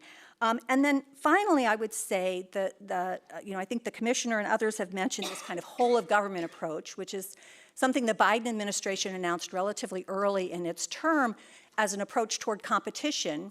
And I think this complements some of Jan's insights. So the president directed all of the agencies in government to go look at policies that might impede competition.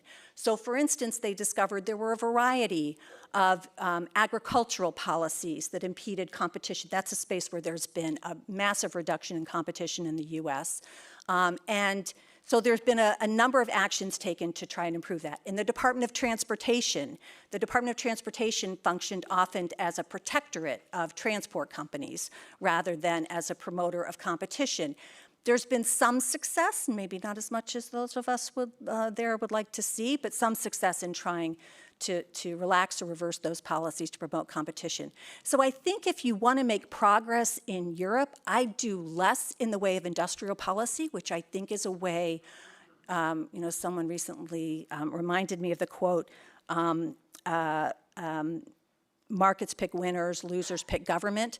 And I would really be very worried about that because in the US, there's a history of industrial policy, real industrial policy attempting to pick winners that somehow the market missed, and it's almost always been a failure. The two exceptions I see are the COVID vaccine, where it was a procurement policy, not a, we think we might benefit from innovation in this sector. It was very targeted, very specific, very clear on deliverables. And DARPA, the Defense Research Program, where the Department of Defense was the customer, and again, it viewed its existence and future ability to defend the country as dependent on who it picked, which tended to reduce the degree of political influence. And I think in industrial policy, that's a recipe for spending a lot of money that none of our economies have without a very high return. Okay, thank you very much.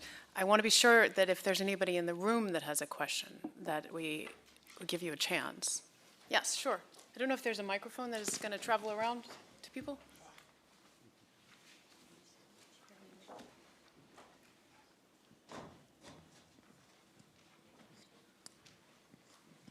Thank you very much. I'm Luc Hendricks. I'm the Director General of ECTA, the European Competitive Telecommunication Association, and we are a lobby organization that promotes competition, so make sure you believe it because it's written in our status, so I can assure you we do. So we cannot agree more with what everything has been said. I have two questions. One question related to the telecom markets, and when I listened to the panel, you seem to continue to insist on market entry, which is something that we also do. But when we come to telecom, there are two main issues. So the first one is that spectrum is scarce resource. So when we come then to auction, should we then always try to foresee some spectrum or to see some measures to allow for further market entry? That's one. And the second question is that, of course, networks are expensive, take long time to build.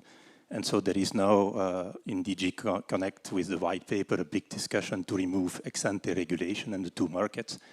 And we believe that should not happen. What are your views on that? Because without that, you almost condemn market entry in telecom. Thank you. I don't know if anybody in particular is interested in responding to this one.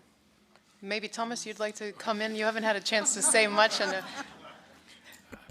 this is your moment. No. I feel both incompetent and also not authorized. So this is a double whammy. No, I did actually a case on spectrum, and I actually was case manager in 2010, where one of the remedies for phase one merger was divestiture of spectrum. So I couldn't agree more with you that spectrum is an absolute key element of any entry strategy for telecoms. That's essential. But beyond that, I think I will better not say much more than this, because I think this is delicate, and I'm not working in telecoms at the moment, and so I don't want to say things what my colleague would afterwards say that was really wrong. Yeah, what happens in this room stays in this room. No.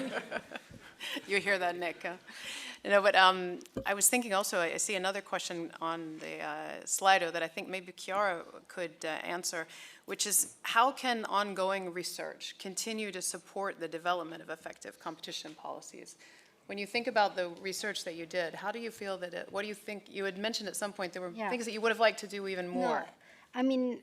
Let me say that there are two limitations when one does research. One is time and one is data. And I think, one thing that we couldn't do in the report and that would have liked to do much more is real ex post evaluation, properly done in an econometric sense, to really try to get at the causal effect, both on the drivers that we discussed today, such as intangibles on competition, but also the real implication of competition on economic outcomes. And let me focus on two, and this is where data comes in. One is to understand the implication for workers, and this is something that, for example, with the data that we have at hand, we cannot really do well, because we cannot really estimate local level concentration that we know might matter a lot for wages, and there is a lot of work going on in the US on this, and I think it also brought to some new changes in the US regulation. Secondly, the real implication for innovation in the short and the long run. This is something that I think we need to really investigate much more, and understanding, for example, how patents can foster innovation or can be a blockage. For example, with defensive patenting, it would be an important one. And the last we mentioned already, but this whole interaction between industry and, let me say, also innovation policies and competition policies is an important one, where I think a lot more research needs to be done. And I think it could probably push to have competition in a much more central way, the way that the Biden administration and Khan has been doing in the US. I don't know if we are allowed to go beyond, because I see I have 10 seconds left, but I don't know if there was any other last question in the room that somebody wanted to ask. Is anyone? Okay, great. Hello, everyone. I'm Sarah. I'm a third-year law student in International and European Law at the Brussels School of Governance. I actually have a professor that works here in the Commission. So my question was, because I was really interested in the international aspect of all of this, because obviously here in the EU, the European Commission deals with competition matters on the regional level. But my question was, how does the Commission deal in general with international disputes on questions of law, jurisdiction, territoriality, things like this? And I think that's a great question, and it links to a question that I have on Slido as well about should there be international coordination in competition policy. And I wonder if you guys, maybe also Jan and Nancy, with both having U.S. experience, have you thought much about this need for coordination? So I can't answer the legal question. It sounds to me a little bit beyond maybe the competition policy realm. I will say that so when I was at the U.S. Department of Justice, we had very close collaboration with the European Commission on a number of merger matters that affected both. But the perspective and jurisdiction for each organization was how it affected competition within their areas. So U.S. enforcers can only take into account U.S. consumers or trading partners similarly in Europe. That said, where the facts were similar, there was very close coordination, and I think it made both agencies much more effective, both jurisdictions much more effective. We had the benefit of exchanging ideas about theories of harm and how to think about the evolution of competition in markets. And I certainly think, I don't know what the current status is because I'm not inside government, but I certainly think that that's extremely important and that organizations like the OECD and the International Competition Network have kind of facilitated that on an ongoing basis. I know that I think someone had a microphone still out there. No? It's all okay? Vincent. Okay, excellent. Thank you very much. And I don't know if you will, but I really want to thank this whole panel because this was amazing and I hope you all enjoyed it as much as I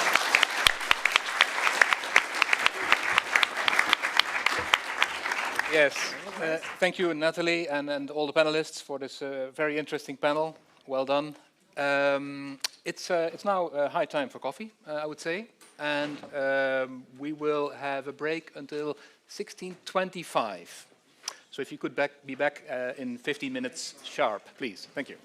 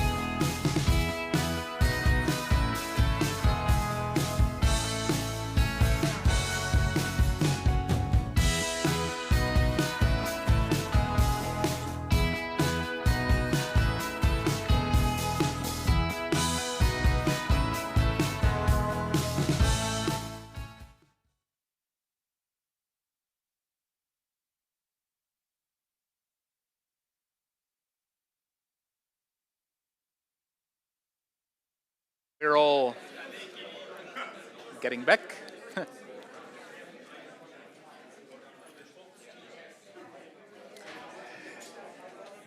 Yeah, so if you could take your seats, please. Thank you.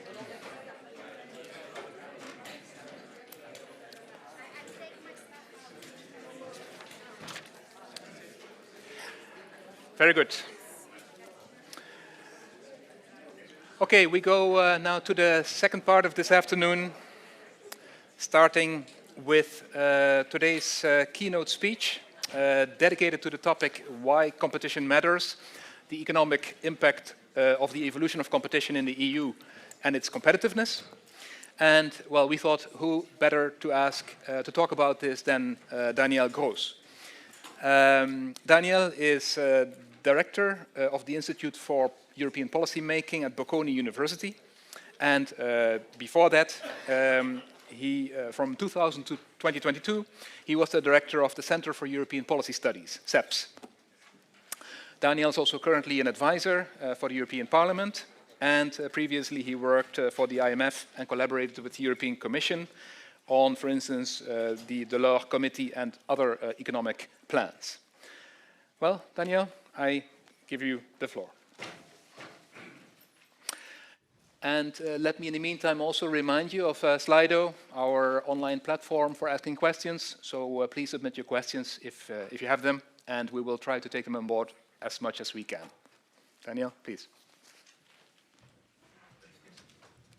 Yeah, thank you very much, Vincent and DG Comp, for this invitation. It is truly an honor. I'm not sure I merit it, but as you said, I've been around in this town for a very long time, and I've seen many things in terms of the integration process and the role of competition policy. But let me also salute the star-studded panel which we have had right now. And I wanted to warn you that maybe it's all downhill from here on. This will be a very difficult act to follow. And given the excellent way also in which this panel people discuss various issues and complement each other, I will depart a bit from my prepared slides in order not to repeat what has already been discussed in a very in-depth way, and try to add perhaps a little bit question mark here and there. So we already discussed that earlier, that this tension between competition and competitiveness. As I said, I have been around this town for a very long time, and just wanted to remind people that this has been at the heart of the European integration process. It was actually until now perhaps never perceived as a tension between the two, right? That the increasing competition through integration would foster growth. From the very first steps, a long time ago now, the customs union, then the internal market program, the euro was also viewed in that sense. We had a Bolkestein directive, some people might remember in this town, which created a lot of political heat. So it was always the idea that more, at least intra-European competition, combined with openness towards the rest of the world, would be good for growth. And we are here now, and growth is not exactly here, right? At least it's slowing down absolutely in relation to our competitors, especially, of course, the US. Hence, the attempt to relaunch the the process with the Letter and Draghi reports. And I will come back at the end. You'll see a little bit to the narrative that is behind these reports. Just one other disclaimer, I cannot address all issues. As I said, you already had an excellent panel which addressed many of them. But I wanted to make a very short point at the very beginning, how perhaps one could have an inkling of the overall macroeconomic importance of competition policy via lower prices for consumer. Then I will be quick on the drivers of changes in the competitive landscape has already been dealt with, but perhaps I can add 1 or 2 points. And then the one central point which we discussed was the globalization is software, winners takes most or all. And if I have time, I'll go into 5 minutes into the mobile telecom story, which I think is important, not because the sector is so big, but because it's a central narrative behind the Draghi and Letta reports.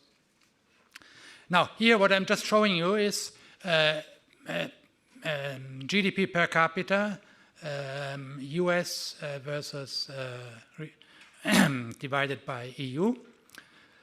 And I take just 2 measures which are opposite each other at the pole. One is the sort of bluish line there, which keeps going up, and that's GDP per capita measured at purchasing power parity. So that includes, if you want, the price effect for consumers, right? Which is absent, or you don't see it to the same extent, in the GDP at market exchange rates, which has in the profits and everything else, right? The red line is, of course, very much influenced by the exchange rate, but the key point is that the bluish line has a constant trend upwards. It's a little bit of a cheat because it has the poor Eastern European new member countries in there, which makes it easier, but if I were to show it for you for the euro area, it would be very similar. So in PPP terms, there has been no falling back, right? And that might have to do something with right, more competition. We can discuss that later, but I just wanted to show you this would be one way in which one could see it at the macroeconomic level. Okay? Then on the nature of competition. I found a bit strange that in the entire panel, nobody tried to define what is competition. Right? People jump immediately to concentration ratios. And then I think somebody said, now, how does this market work? Right? We have different industrial policy ways to look at that. But then basically it was all about concentration ratios, markups, and profit margins.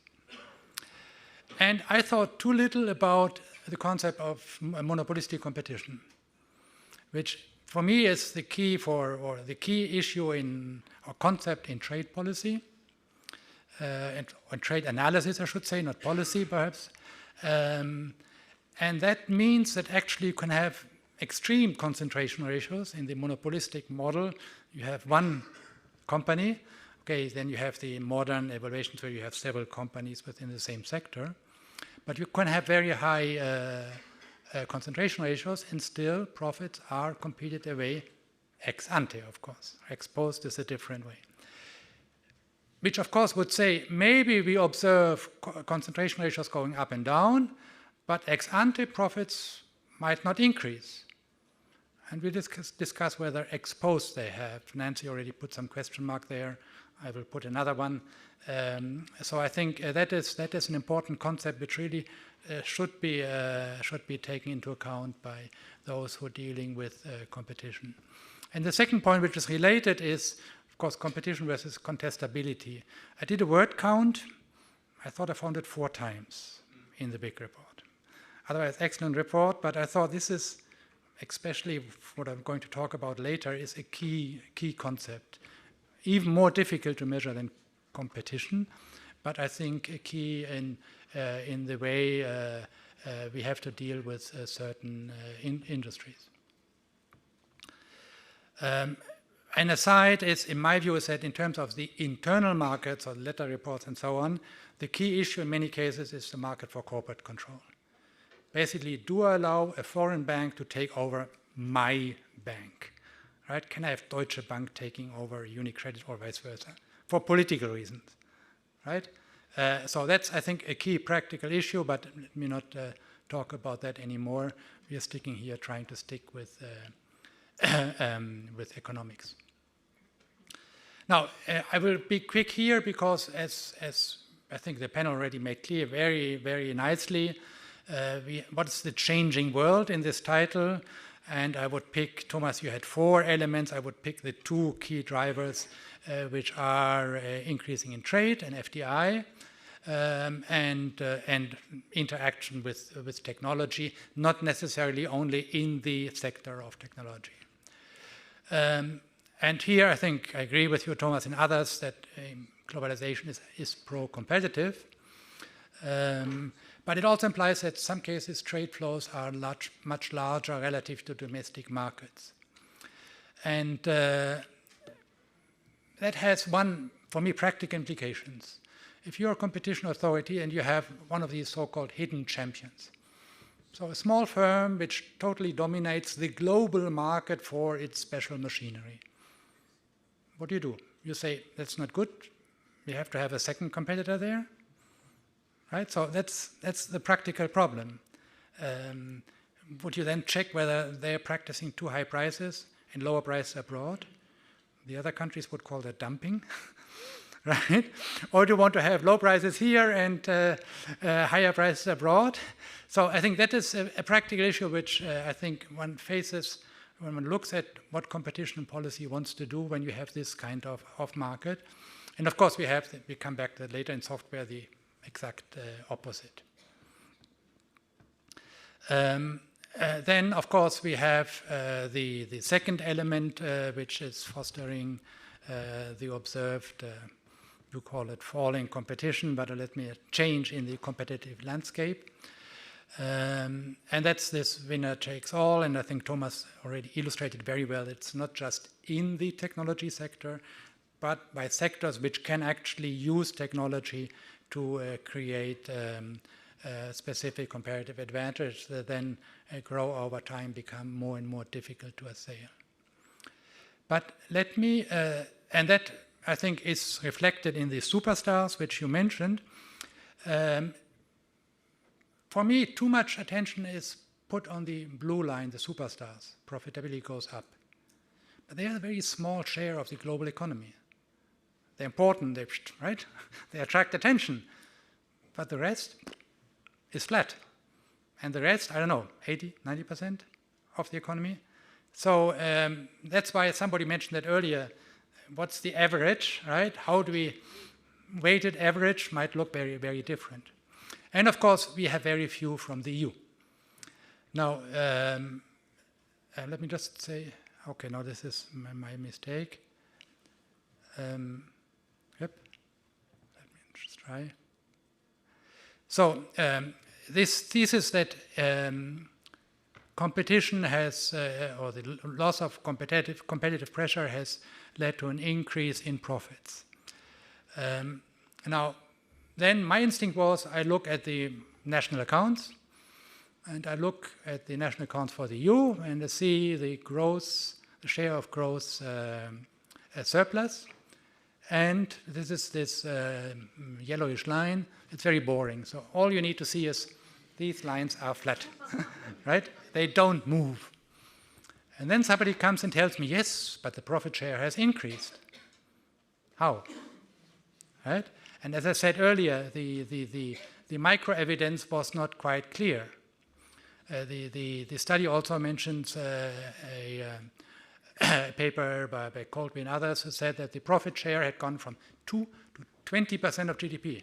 Now, in the previous slide, I don't know whether I can go there, 20% you would see, right? And 20% would be 1/2 of the gross surplus, right? How could that be, right?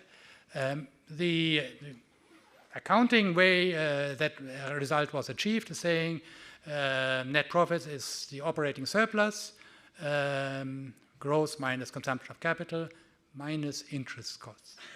And since interest rates have secularly fallen over the last 20 years and more, interest cost path has gone down, and the measured net profits have increased. Does that reflect a lack of competition and increasing share of profits in the economy? I have my doubts. So that is where I would put a question mark behind the... Now, let me come back to something else which we discussed earlier, which is the difference between different sectors. And here I'm taking a chart from the report which already was mentioned earlier, where we looked at the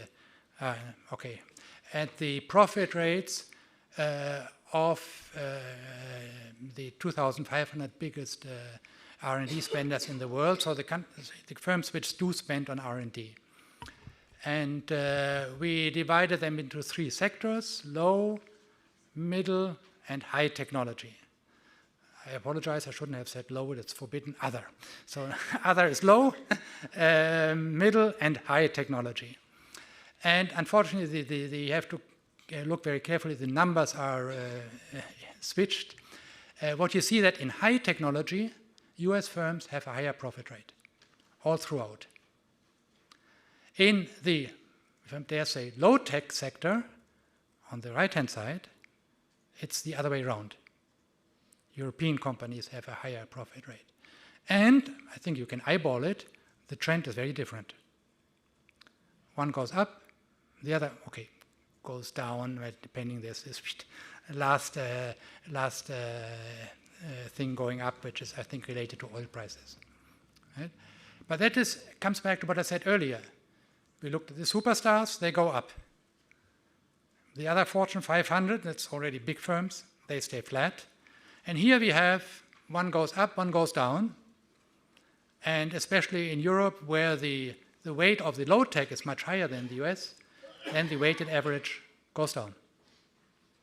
I show you here just for completeness, the middle is flat. Right? As we have shown our paper, actually the middle is where most of European R&D investment is. And that is the area perhaps where little is happening, where at least there's no trend-wise increase in profits, whereas the other two sectors go up and down. And as I said, uncertain impact on the average.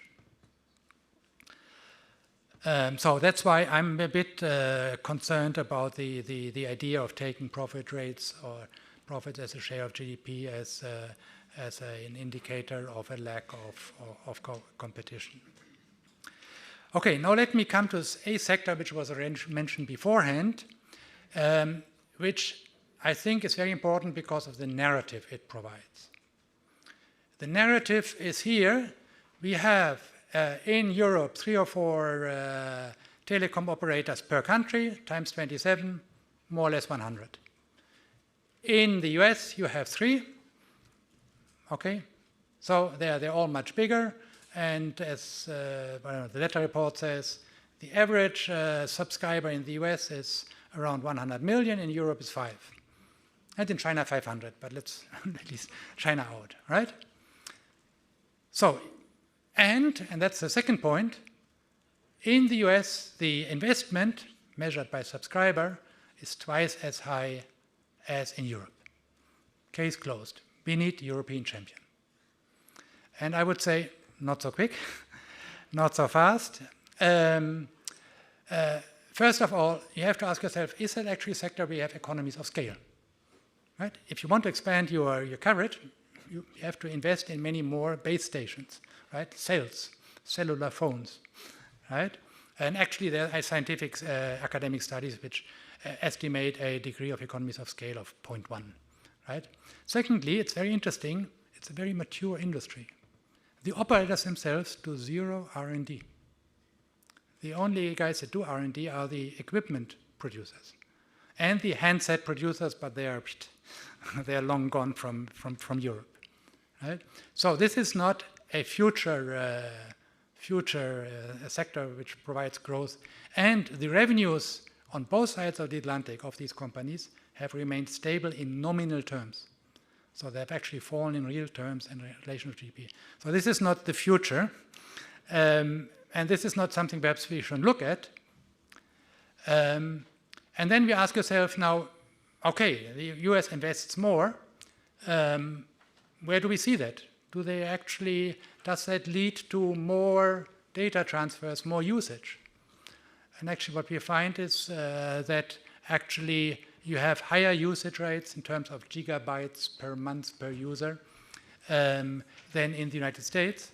And that's why I think we end up in this puzzle that we have in Europe these myriad of operators, many of them very small, but they seem to provide a good service. I think Thomas mentioned already earlier that the prices here are lower, so we have the exact pro-competitive effect you want to have. Lower prices, higher usage, but 100 suppliers. As I said, without economies of scale, or important economies of scale, that's entirely possible. Actually, what we did is, I make just a parenthesis, we looked at the accounts of the 3 dominant US firms and the 5 biggest EU mobile providers. What we found actually is that the CapEx per revenue is actually somewhat higher in Europe. Not CapEx per subscriber, that's a number that's mentioned because it fits the narrative. I don't have it here, but actually I found out very recently, per subscriber actually means per SIM card, and SIM cards in the US expire very quickly, but not in Europe. So that's why in the US you have fewer SIM cards in the denominator, and therefore the CapEx per subscriber appears higher. Right? In reality, it is not the case. And also you find that in Europe the profit rates are much lower than the United States, as you would expect. So I would say overall, this is a sector which is mature, not high-tech, where competition has worked, as it should. Right? Maybe there might be some small gains by having, instead of 100, I don't know, 40 or 30 operators, but so far I would say so good in terms of the result. And I repeat, that's very important for the narrative. We have to look very carefully at what sector we're looking at. Are there economies of scale? Is this where we need European champions or not? So, and with this, I conclude. As I said, competition traditionally has been key for growth and welfare in the EU. We have now a strong winner takes most pattern, reinforced by globalization, which led to the emergence of the US giants. Perhaps we can say something about what that means for competition policy in Europe. And I would submit to you that it's actually unclear whether profits have increased on average, weighted average, if you want, over the last years. And for me, the key task, the ideal focus point of the EU should be not so much dialing down on competition, but trying to see what are the factors that prevent global winners from growing in Europe. Thank you very much.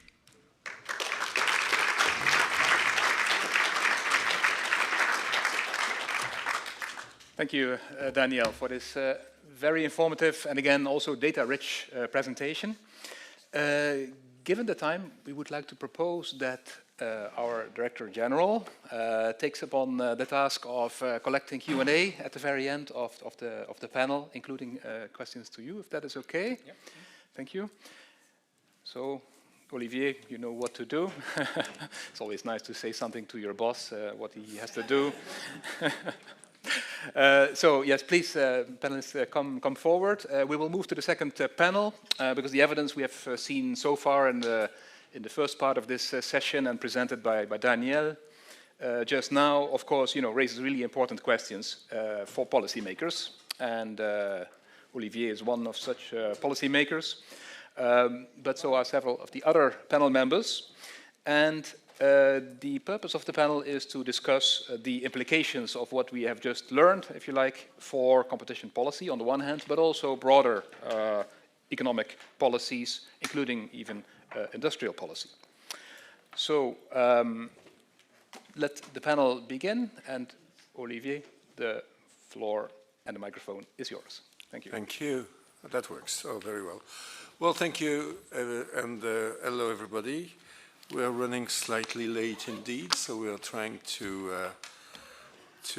catch up a little bit. So I'll cut on the introduction that was generously provided for by Thomas to go directly to who is with us today. Kenny.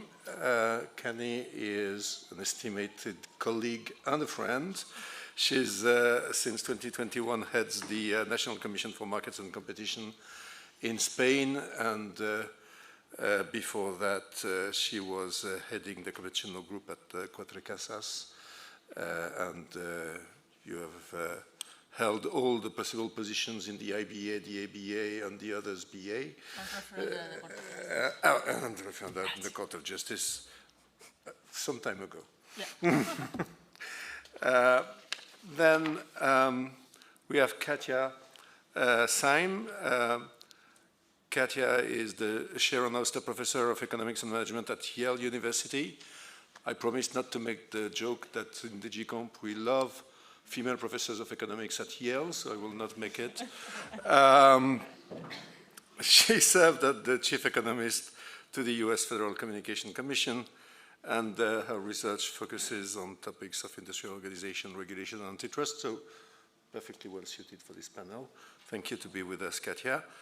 And Tommaso Duzzo needs very little introduction as well, professor of empirical industrial organization at the Technical University in Berlin, head of the Department of Firms and Markets at the Dutch Institute for something I cannot pronounce, so I will just say DIW, in Berlin as well, and of course a member of the German Monopolies Commission, and certainly, most importantly, a member of the Economic Advisory Group on Competition Policy of DG Comp. So welcome, Tommaso. So what we will do in this panel, or try to do, is trying to look forward a little bit to what do we do with this report, which is, I have to say, the interest of it in a way is that it's very factual. So it's a heavy sum of facts, which needs to be interpreted. They say something about the past, and we hope they will help us to shape policies for the future. And I'd like to pick the brains of my fellow panelists on these issues. So the first thing I'd like to do is, before discussing the future, is try to understand better why we are where we are, and hear from the panelists what they think about the drivers and the observed trends. Then we move in the second set of questions to the observed trends regarding concentration markups and profits entrenchment. What does that mean for competition policy, and in particular for major control and for state aids? And finally, the future. So what does it mean going forward in terms of thinking the interaction between competition and competitiveness? So without any further ado, I'd like to turn to Kenny first. The drivers. So I think something that this data tells me is that there are many drivers, but you know, we're a competition enforcer. So is enforcement policy one of these drivers? And to be blunt, have we, the ECN, you, me, us collectively, have we under-enforced in the 21st century, so over the last 25 years? Yes, no, maybe. And what is the bearing on these trends, in your views? Thank you very much, Olivier. It's a pleasure being here. In fact, I think that there are many reasons, and I think the report does a very good job in pointing at different reasons for the findings. But I would say, or at least that's the idea that I've retained from the reading it, is that among all those drivers, probably the winner takes most dynamics. Will explain, I would say, most of it in the last years. And in the last years, because the dynamics of the digitalization or the digital markets are there, and they have particular characteristics that make this dynamic even more strong in terms of tipping up markets into concentration or into loss of dynamism for those that are not at the very top, as this gap that is increasing. No? So I participated on Monday at the ECNDMA conference in Netherlands. The Commission was always there. The Vice the Executive Vice President, Margaret Vestager, gave a very clear message of how all together need to be there to tackle the problems. But it is very clear, it was in that conference, it's clear in this report, and it's going to be clear tomorrow in the virtual Worlds Conference that due to the elevated sunk costs, network effects, barriers to entry, that we face in digital markets, anti-competitive practice tend to occur more prominently. And I think that we are living this, and the feeling that we have is in these last years because of this. Mainly. So I don't really think that there has been under-enforcement or that under-enforcement can explain the findings. I can talk more about that later on when we explain why, at least in Spain, I don't think that this has been the case. And also I would like you to bear in mind that when we talk about competition, we have always to be thinking about counterfactual.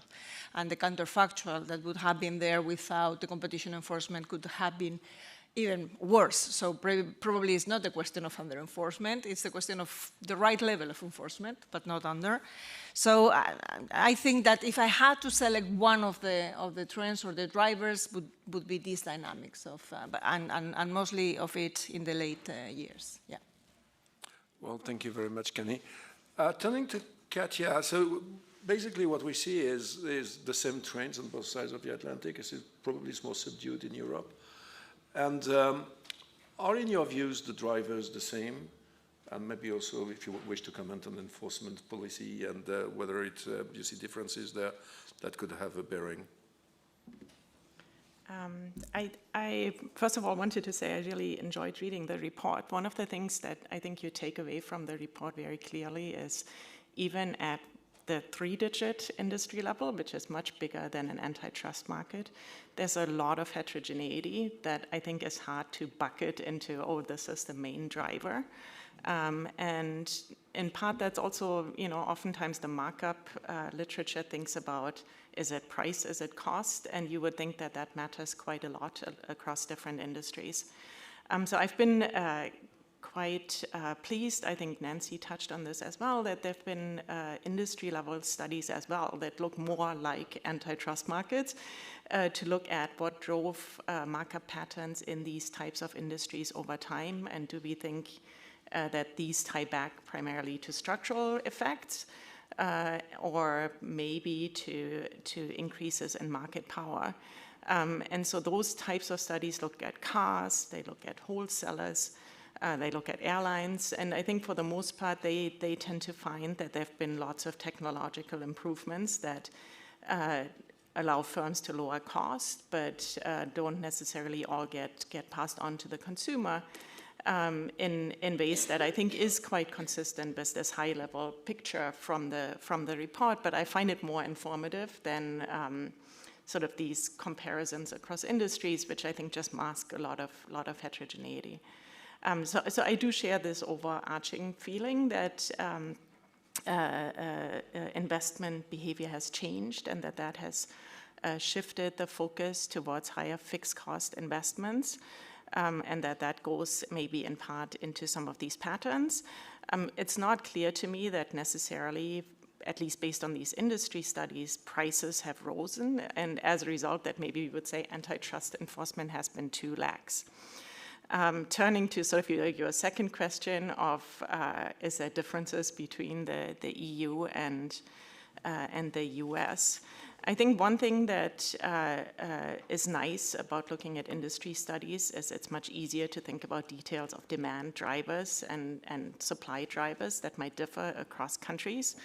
And I'd, for example, echo the sense that telecoms in the US has a pretty different cost structure because of the varying levels of density than it does in the EU, which makes it hard to compare sort of the way the report feels to me at times.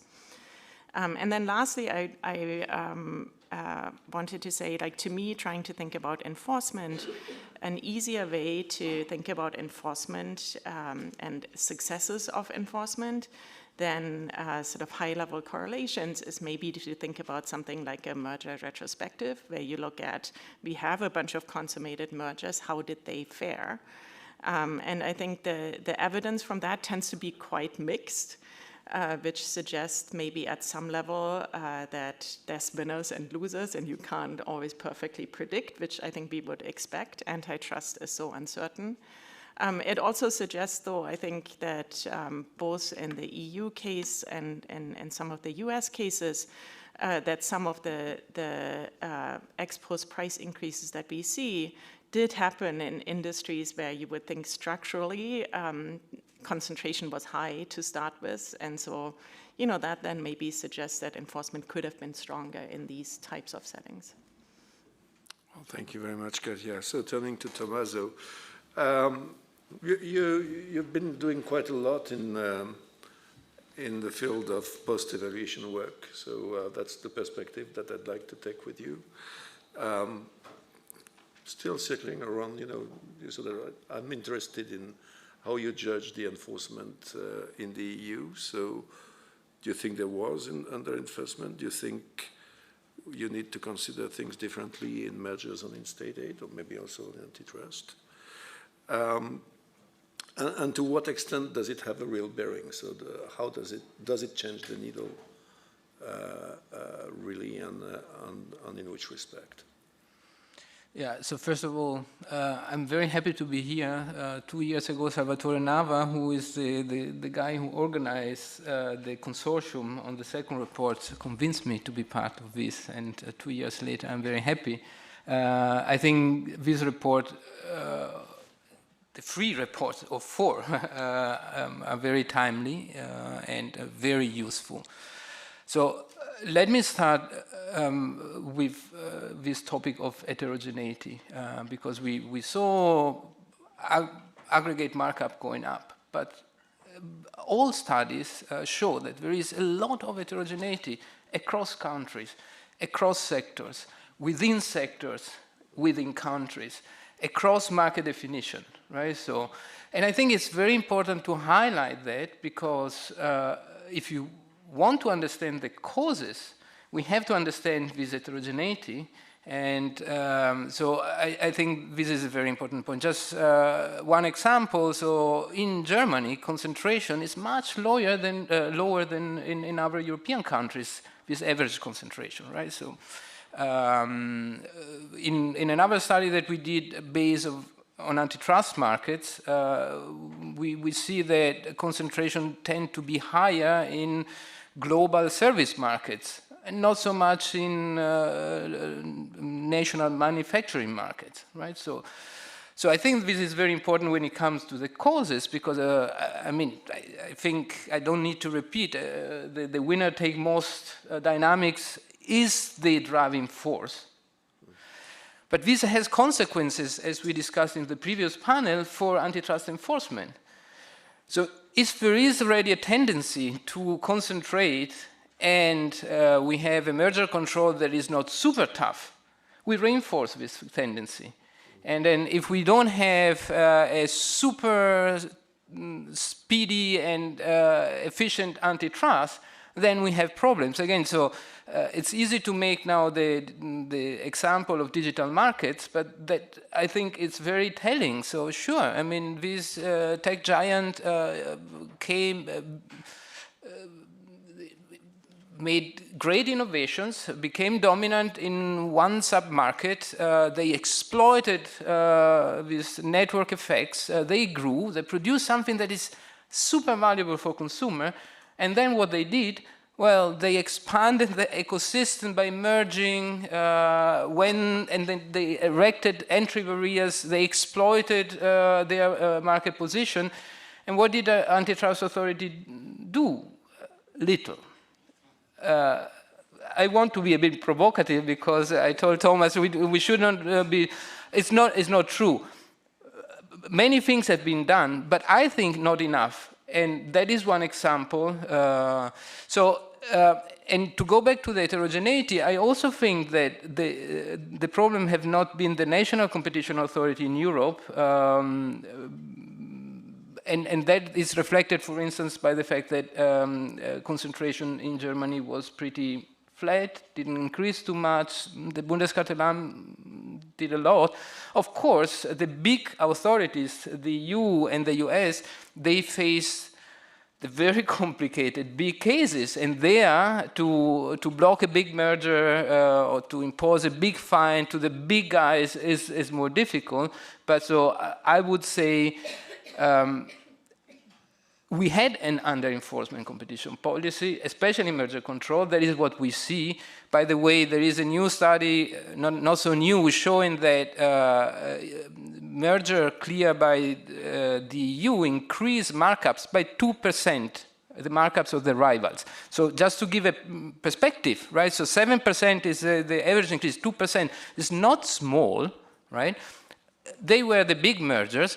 What we see now is that actually these increasing markups come from what we call type 2 discrepancies, so potentially anti-competitive mergers that were cleared without remedies, right? So in that sense, I think you mentioned counterfactual. It's true, it could have been worse, and it could have been much worse. I am a big fan of the work of DG Comp, but I think we could have been done. We could have been more active, and I think we will need to be more active because of these dynamics that we see. So the lesson that we learn is in a time where many voices rise and say, you know, competition enforcement, that is the problem. We should say, no, actually that is part of the solution, and maybe we will talk about that afterwards, how it could be a part of the solution.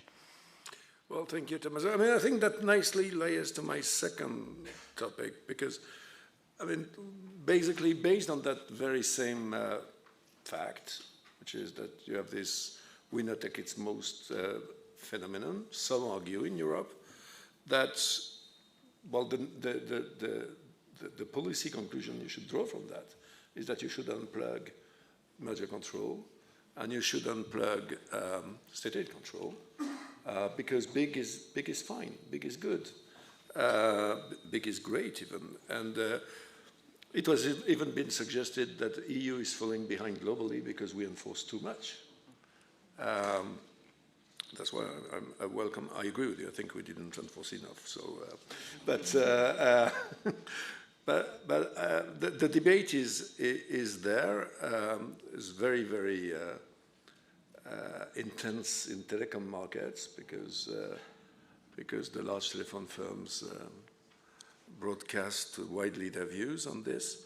So maybe let's go on that territory because, of course, at the same time, the findings in the report suggest that, well, whatever the drivers, we are in this new world of winner takes most, more oligopolistic market, more entrenched economy. So what is your take on this? Let's start with Katja, maybe. Your most recent research study, the role of consumer inattention in firms' pricing and competition in online markets. So maybe we focused a bit on this. What should we pay more attention to? Exploitative pricing abuses, for example, is traditionally a difficult topic for antitrust enforcers. Algorithmic or tacit collusion, which is a bit of a headache for us as well. And I'd love to get your take on the DMA. Sure. That's a lot of topics here in one question. I think the digital markets, I think, are very challenging for many reasons. You mentioned a few. I think, of course, they produce, I think, unforeseen benefits to consumers. You think about something like Amazon, I get something in my mailbox the next day. That's not something that we would have ever imagined happening as quickly.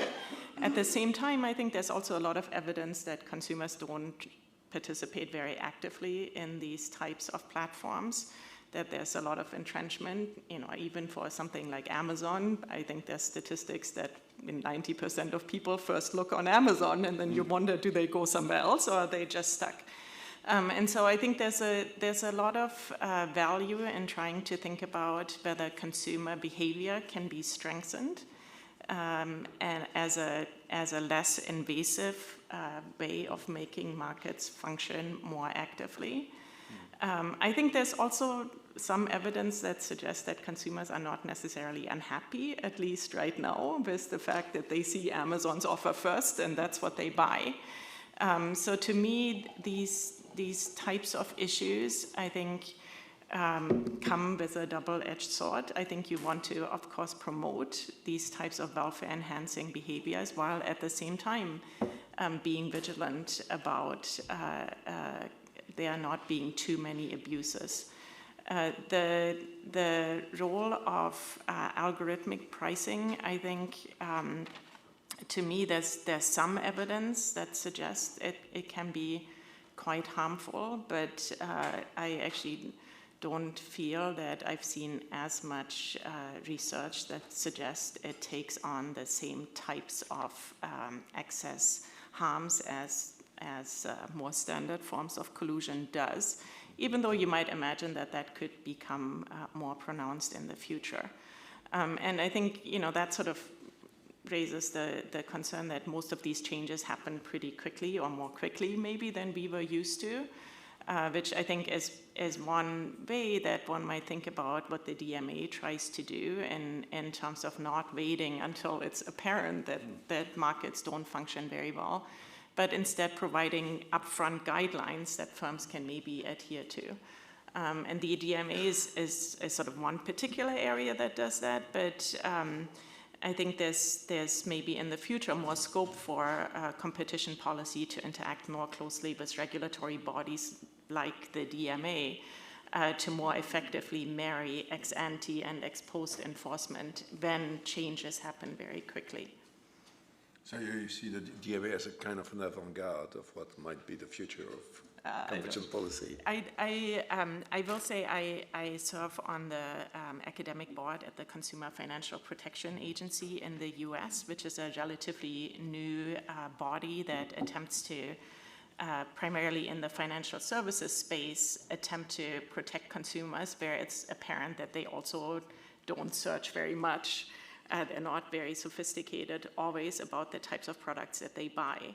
And I think there's a lot of interaction there between moving from understanding consumer behavior, which an agency like the CFPB is very good at, to thinking about what the competitive implications of that might be, which I think an antitrust authority is much better suited at. Well, thank you. Tommaso, so we under-enforced, okay? That's your take. So once you have said this, what's next? What theories of harm, what remedies in merger control are best suited to this new competition condition? So I think, and that was also something that we discussed before. So one thing that maybe we should do differently is to have a more dynamic perspective. That is not only important in digital markets, in many other markets. And to be fair, competition authorities are doing that now.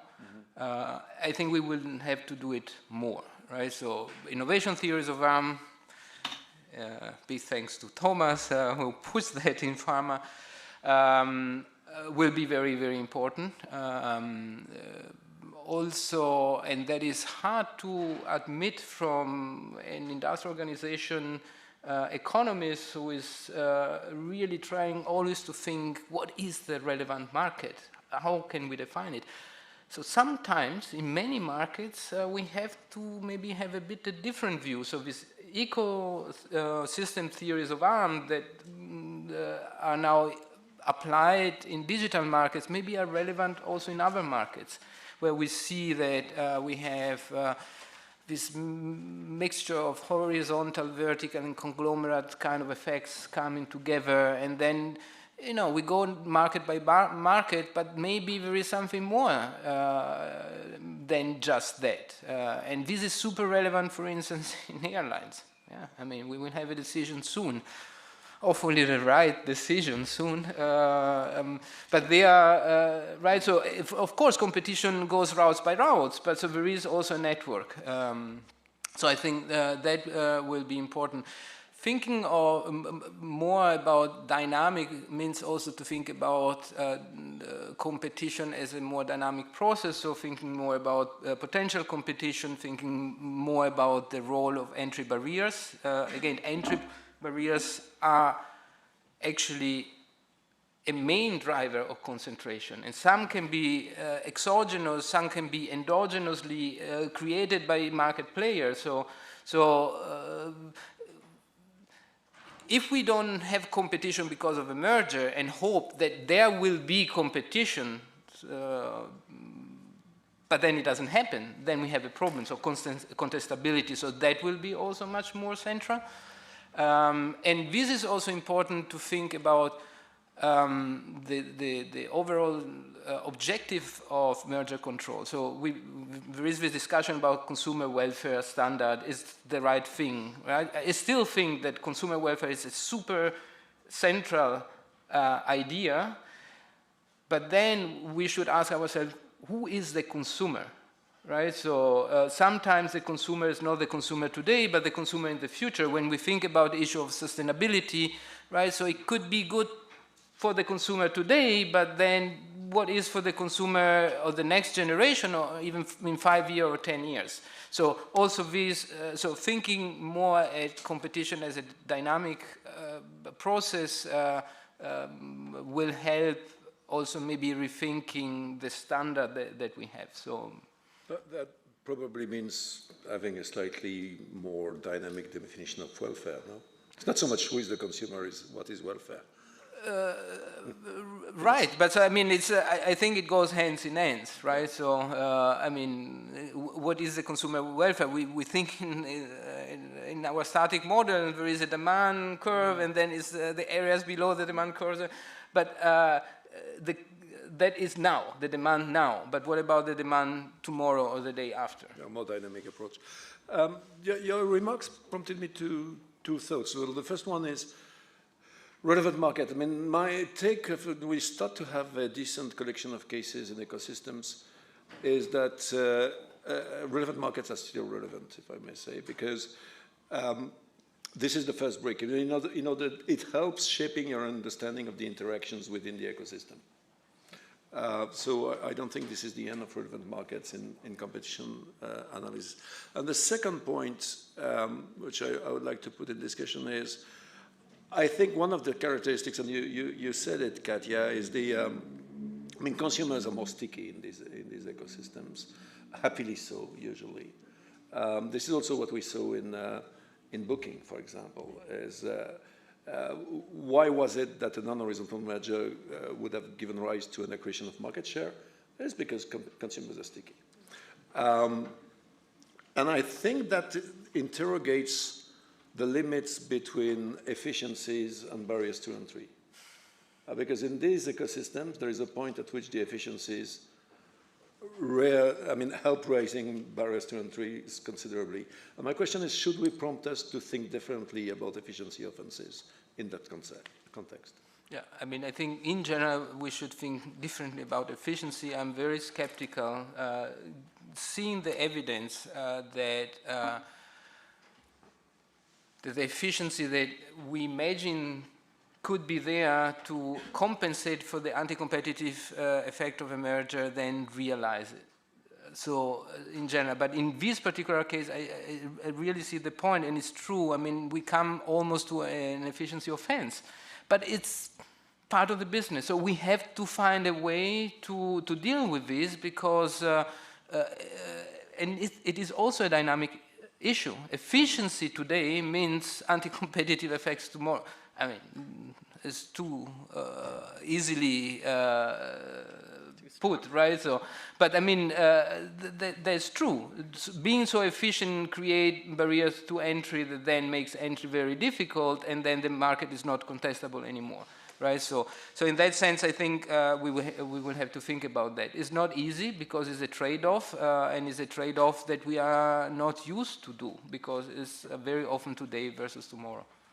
Kenny, so we are enforcers, so we know that at the end of the day, once you have went through all the theories, possible theories, etc., the sad reality is our real possibility to act depends on resources. So what, in your view, are the applications of these new competitions for resources, tools, and priority setting for us, competition authorities? Well, I think it is very important. In fact, the priority that the ECM Plus has given us has allowed us to be much more efficient in the use of our resources. But let me also give you the view of why, when I was mentioning that I didn't believe that we had been under-enforcing. Let me just give you the view that comes from my perspective. I think that, at least in Spain, where we have a good track record in abuse of dominant position cases, or where we capture mergers because of our market share threshold, this 30% market share threshold, I think we've been quite on the issue of abuse of dominant position, abuse of market power concentration. But of course, when we hear all this discussion on the potential of other enforcers, we have to give a look to it, to reflect on how to strive to do it better. And what we've been trying to do at the CNMC is really trying to detect more anti-competitive, now that we can prioritize is even more useful, to detect more anti-competitive practice at an earlier stage, to be more agile, to focus on the most relevant, even when they are more complex cases, and to be vigilant of firms' behavior, trying to overcome or circumvent our enforcement. And I'm going to illustrate this with some examples. For example, when I say detecting more at an earlier stage, what we have created at the CNMC over the past years is something called the Economic Intelligence Unit, and we are using now some tools, even generative AI tools and machine learning tools, in order to try to detect with some probability, so more likely than not, but in all the cases that we've been testing, never less than 90%, whether, for example, a bid rigging, a public procurement case is more likely anti-competitive or collusive. I mean, we've been cleaning the data set of the public procurement authorities for the last 10 years. Now it is our own database and it's clean, and we have been able to structure information that was non-structured using also an algorithm, and now we have the patterns. So whenever we receive, for example, a tip from a public procurement authority saying that they believe that something may be going on, we run that algorithm to see, and then we investigate. But that allows us to detect it even before the public procurement case has been given. We have this Brava bid rigging algorithm for vigilance in antitrust already working. We are taking cases where we believe that we can be immediately helping consumers. For example, the Amazon-Apple case, where we experience a higher price on the products of Apple in the Amazon marketplace, and then after our intervention, prices are getting normal again. With agility, we have now a 24-month period for all our investigations. It was 18 before, and we were doing the Apple-Amazon case in 18 months. Now we have 24, which I think is much suited to the kind of investigations that we need to do. But even in these digital markets, the DMA has come to help us a lot, to help us very much. I mean, we are empowered to apply Articles 5, 6, and 7 of the DMA together with competition enforcement, typical competition policy. So whenever we see something in the market, we can immediately investigate. If it is finally only DMA, it will be for the Commission, and we have signed a memorandum to be able to work together as well. But otherwise, we are immediately acting. So that provides also for an agile and a more vigilant way of acting. And then finally, the market share threshold that we have. Just to illustrate, in the last 5 years, 30 cases that we have analyzed 30 cases in the digital markets, 30 digital mergers that were captured only because of our market share threshold. Some of them we sent to the Commission under Article 22. So that provides also a good screening tool. So overall, That's for the enforcement part. And then a last point on your barriers to entry issue. One thing that national competition authorities are doing consistently is advocacy. And that is more and more important. Advocacy to detect barriers to entry in different markets by means of studies, but also by means of analysis of efficient regulation. Because we see more and more the barriers to entry that our 99% of our companies, which are medium and small-sized companies, face is regulations, too much regulation. So the efficiency in that regulation is something that we do with advocacy, and we should not forget that, because I think in Europe we have that problem. So that's something to be taken into account as well. Well, thank you, Kenny. Maybe I ask a last question on this second topic to the three of you. You're familiar with this concept of new competition tool, which is flourishing in a number of member states. There are a number of schools, in particular in Germany, so that the Commission is also equipped with it. Does it seem to you to be one of the ways to cope with these new challenges? Maybe Katia for a start. No, actually, I think Tommaso should go first. I think he has lots more to say. I'll react to Tommaso. Yes. No, I mean, so we, as the Monopolies Commission, followed the entire legislative process in Germany for the introduction of this new tool, and we think it makes sense, especially because of all the things we were discussing today.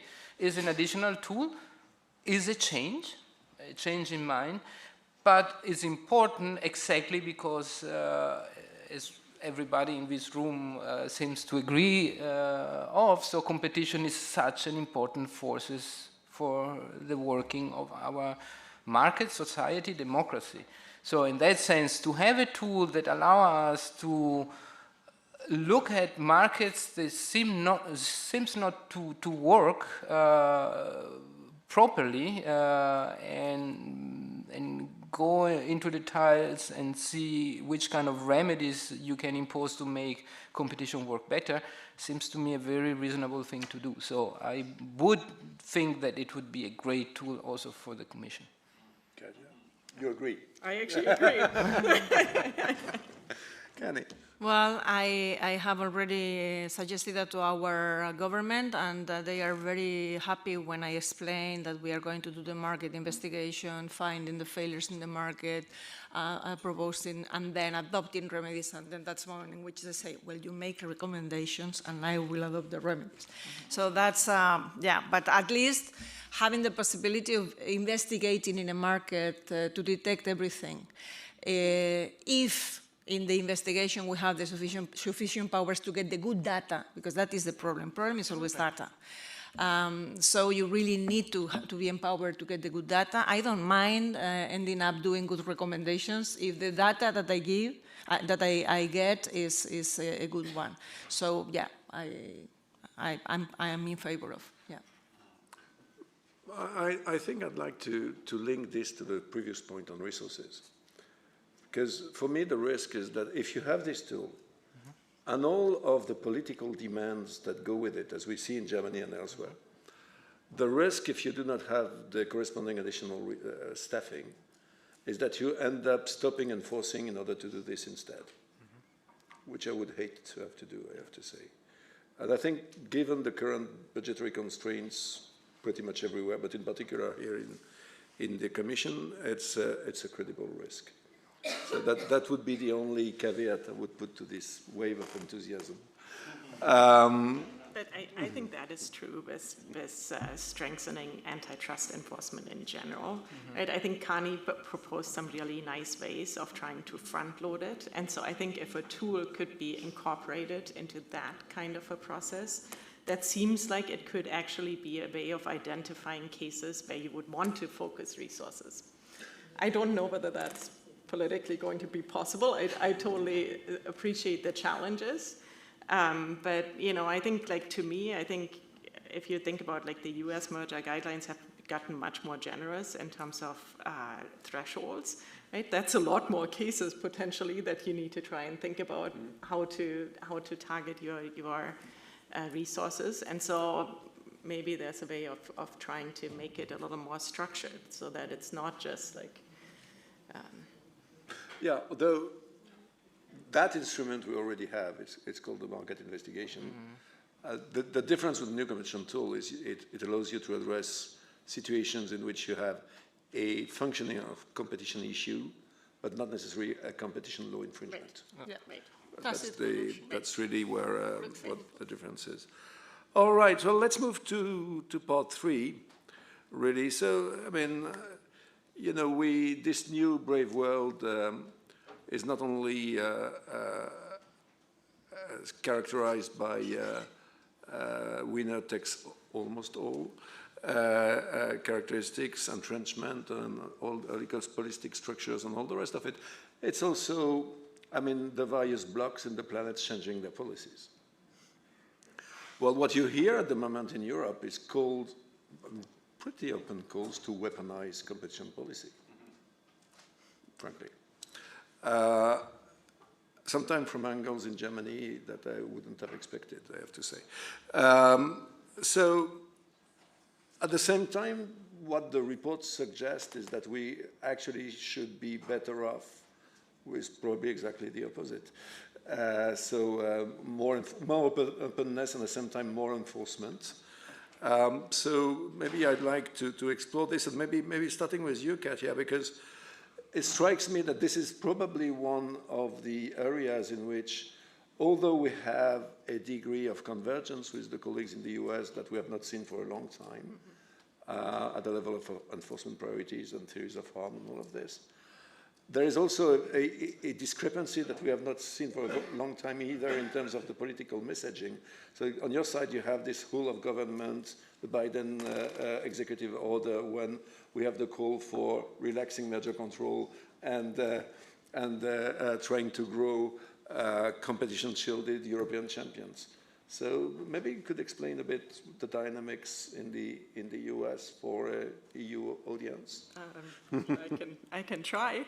I think my sense of the US environment is that, as you note, it's very political, and you go from administration to administration, and priorities shift over a relatively fast time horizon. And I think that's led to some calls in the current administration to strengthening enforcement, in part maybe because of efforts from the past administration to weaken it. And so it's not clear to me to what extent that's a permanent trend by any means, or whether in November we're kind of back to a very different world.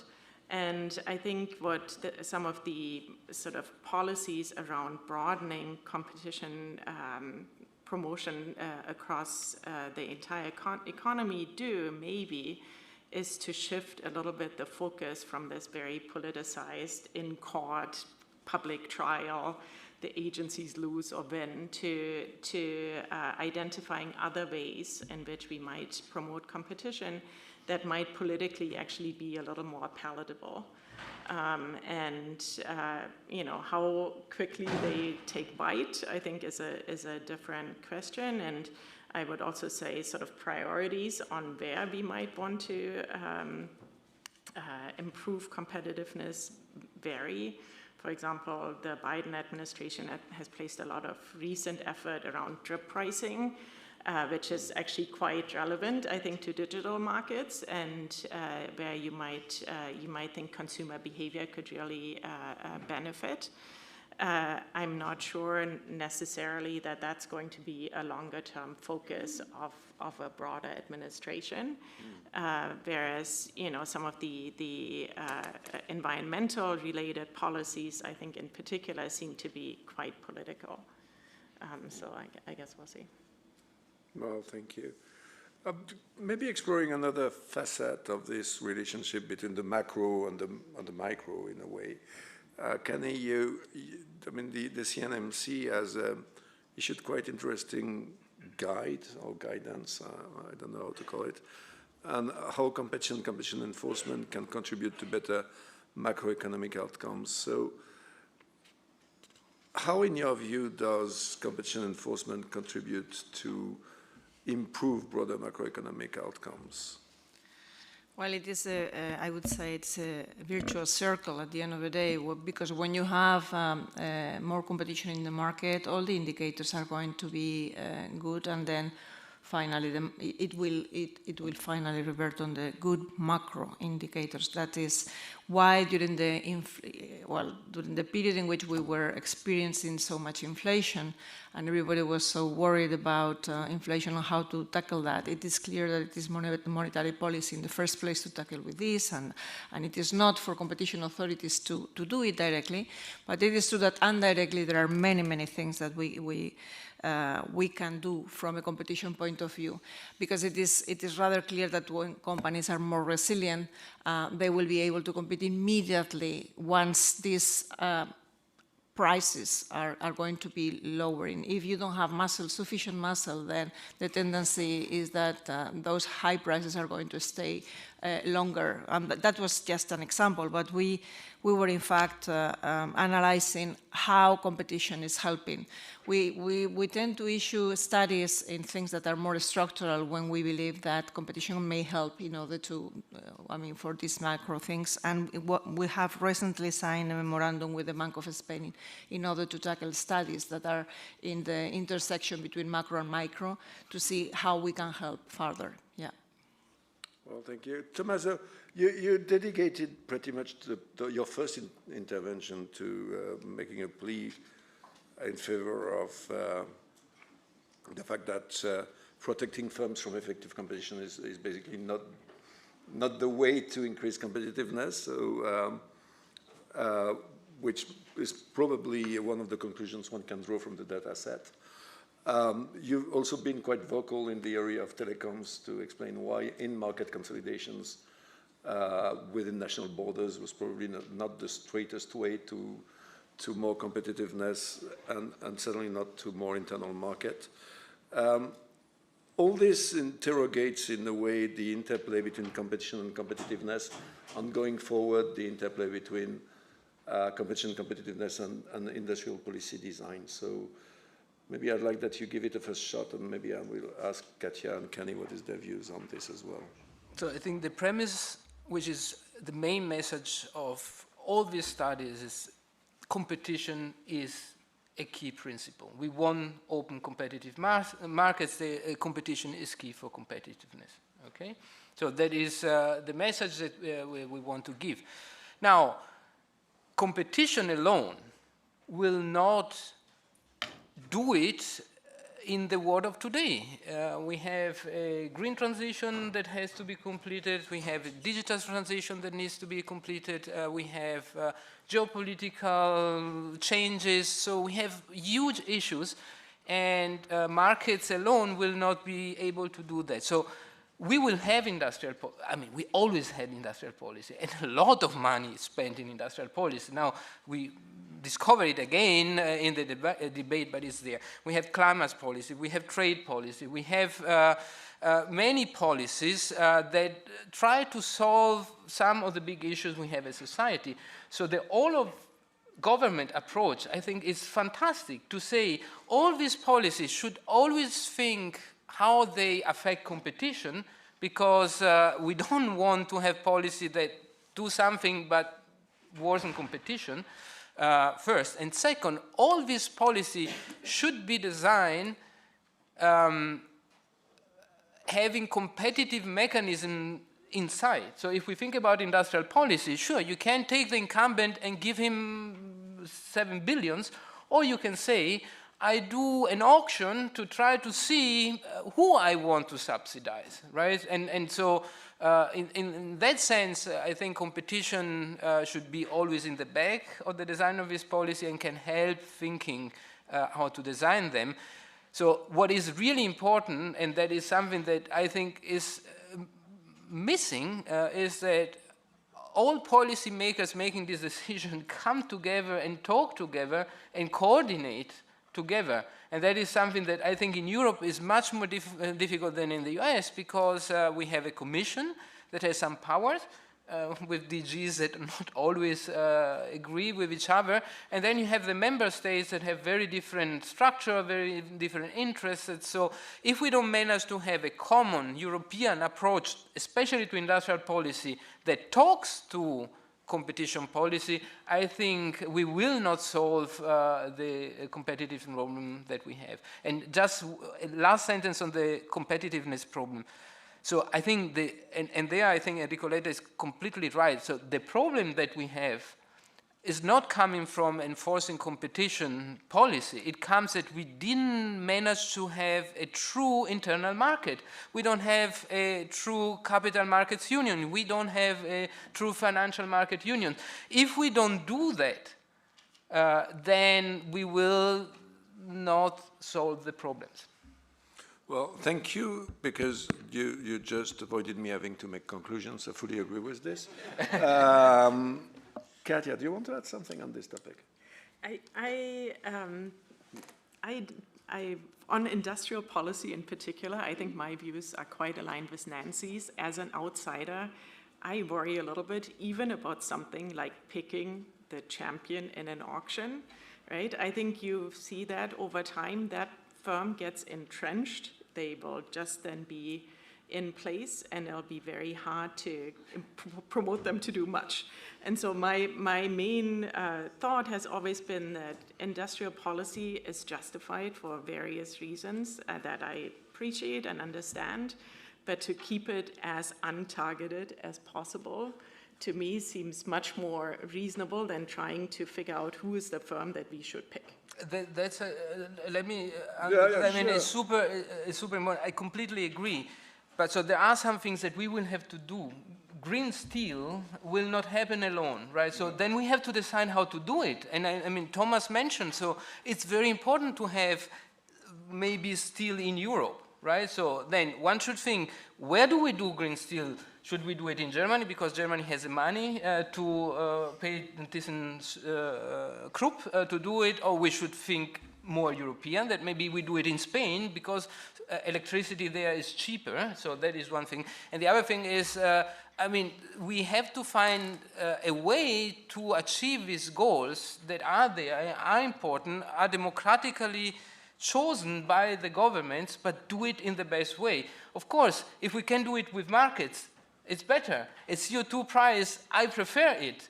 But sometimes politically it is not working. So this is the political economy Tommaso speaking that, I mean, of course, I mean, I would prefer markets to work. Sometimes they don't work. And then, again, we have to optimize the second best, let's say. Well, I think I prefer the IO, Tommaso, but okay. No, I will refrain from saying what I think about that. Kenny? I am only going to say something. I'm totally in favor of industrial policy when it comes to create the single market. So I would be in favor of using industrial policy to interconnect energy, for example, between Spain and France, or railways between Spain and France. It's only because Spain is almost kind of an island, and we would like to be really cooperating with our strengths with the whole European Union. So why don't we do real political, industrial policy for a more European market? Full stop. Well, I mean, industrial, indeed. Well, industrial policy, in my view, should follow the good old principles that it should address market failures. Absolutely. If the market can do it, why should you mess with it? And secondly, the problem is not that, politically hand-picked winners are necessarily less well-picked than market-picked winners.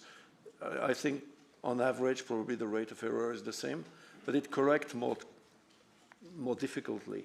That's the problem. So the market corrects very quickly. Once you have politically untrust X, it takes ages before you change mind and something happens. All right, very good. We have exceeded by 3 minutes, but still, if you have questions either for the panelists or for Danielle, or you prefer going to have a beer in the sun, as you wish. So we have at least 3 questions. So I take these 3, and then I close, and we start with Vanessa, because ladies first. Thank you very much. Vanessa Turner, Senior Advisor Competition for BEUC, the European Consumer Organisation.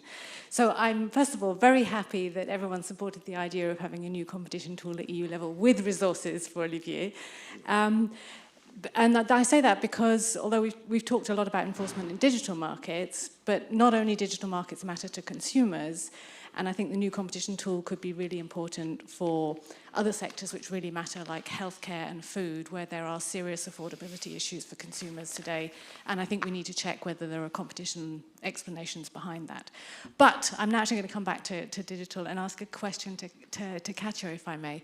You said, I think, that consumer behavior needs strengthening in relation to how consumers react online. So I'd be really interested to hear whether you have any particular ideas as to how we could do this. And I appreciate you talked about drip pricing and things like that. So that was my question.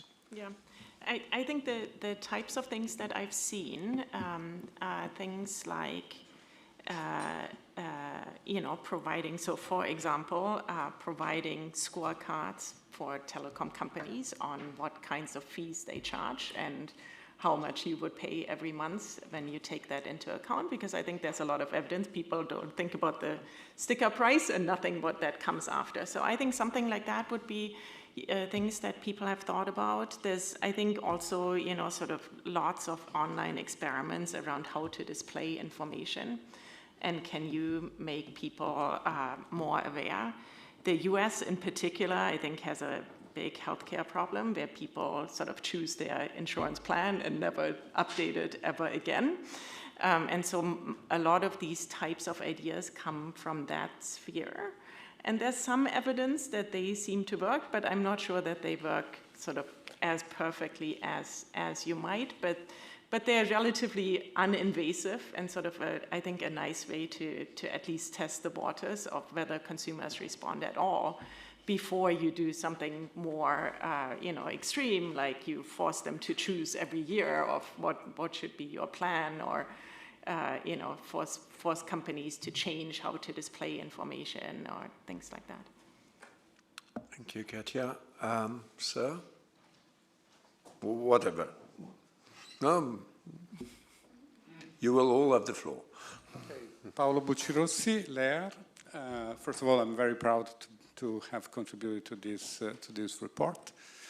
I have, first of all, a remark. When you talk about under enforcement or enforcement, you have to take into account that EU competition law is enforced by the European Commission and 27 national competition authorities. So that's important. Moreover, we have the national courts also that intervene. So there is a lot of work that is done, and that has to be taken into account. The second remark is about the new competition tool. I would invite you to think twice about it. It might be, in my opinion, wrong and dangerous. And the reason why I think so is that it gives a competition authority the power to regulate the market and impose remedies, even if companies did not infringe the law. Now, why this may be wrong? Because you need a political mandate to do so, and the National Competition Authority are independent authorities, so this may work for the Commission, but I don't think it works for the NCAs. And it may be dangerous because, precisely because you need a political mandate, the politics may take over. And so think twice. The question for Tommaso is, based on what you have said, I have the suspect that even though you're an economist, you blame a little bit the more economic approach for the outcome that you think was not good enough. Is that so?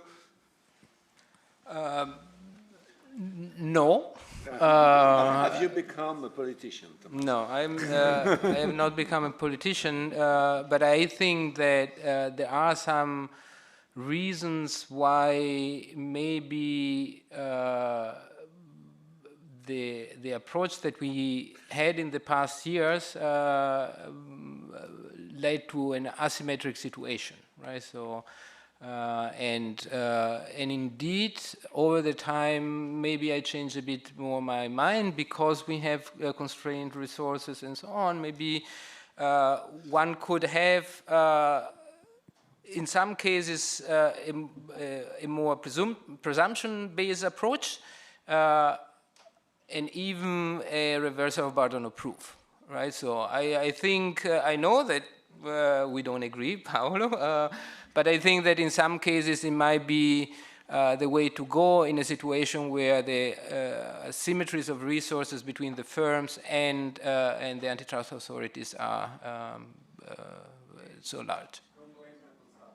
No, I don't blame consultants. I don't blame consultants. I work with you. I have been working with you for so many years. Though I never work on a case, I must admit. All right, and finally. Thank you very much. So, Luc Hendricks, Director General of ECTA, the European Competitive Telecommunication Association. So, I will ask a question on telecoms and give a little bit background before.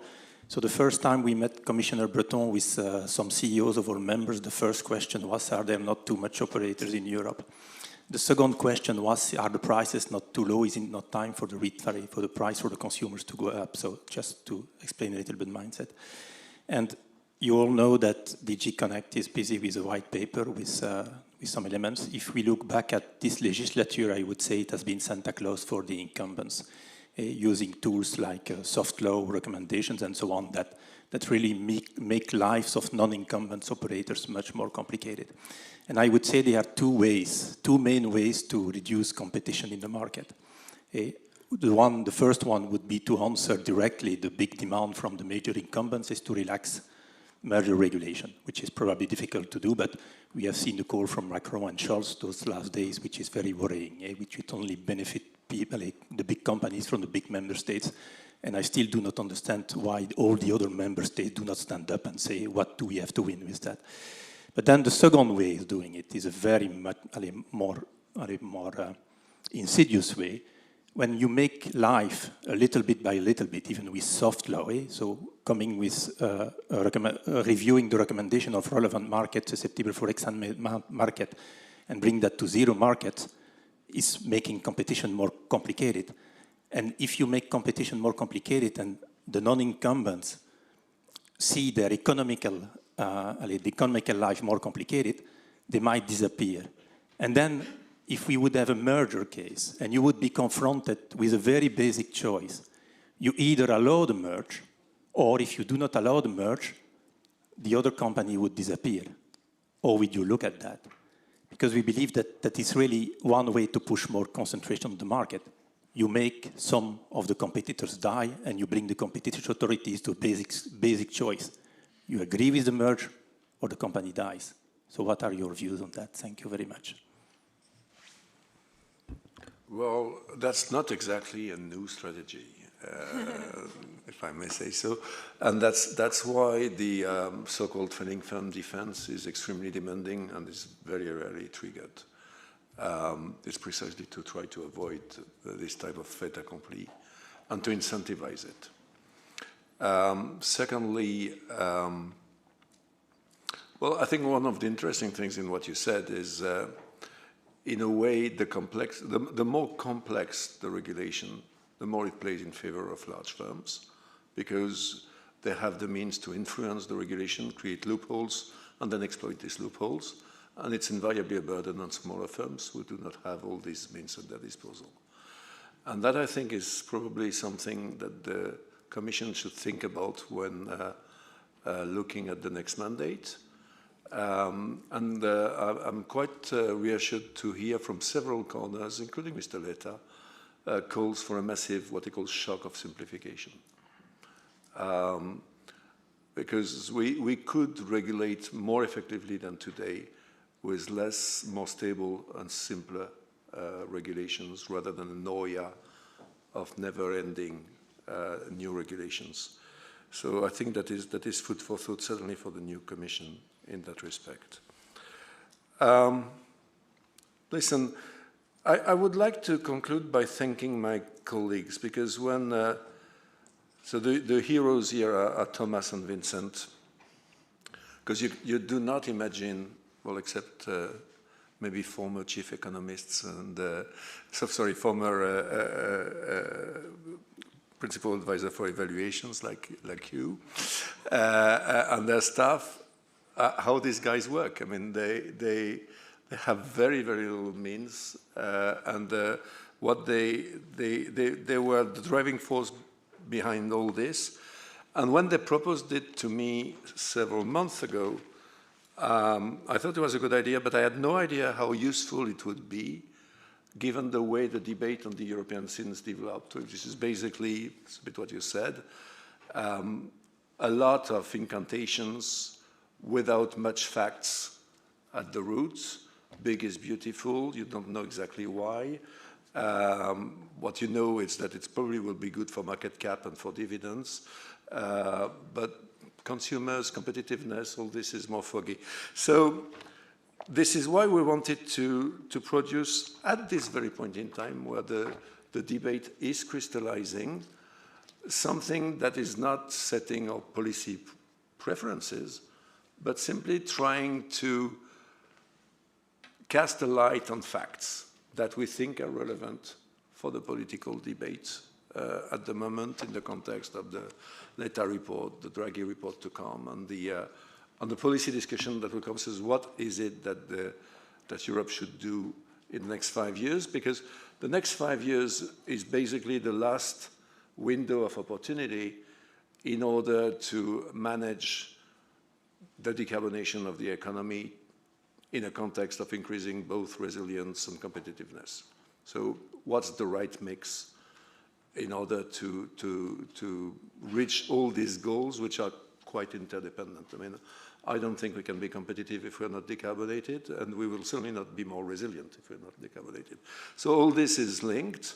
So what is the right policy mix, and what is the role of competition policy in this? This is the start of the journey in this debate, but I think this is quite important in order to nourish the policy thinking of everybody and even our leaders. So thank you very much, and thank you to all the speakers for the excellent contributions. I think it was really a rich debate. Thank you to my colleagues who organized this event. And a last word to say that the temperature in this room is, for those that are not DG Comp colleagues, any building in this, office in this building is warmer and less well ventilated than this room. So you have the best of Tourmadou. Good afternoon.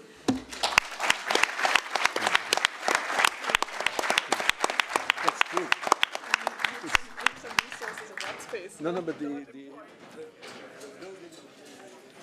Thank you. Thank you, Kani. Thank you. It was really very interesting, very good.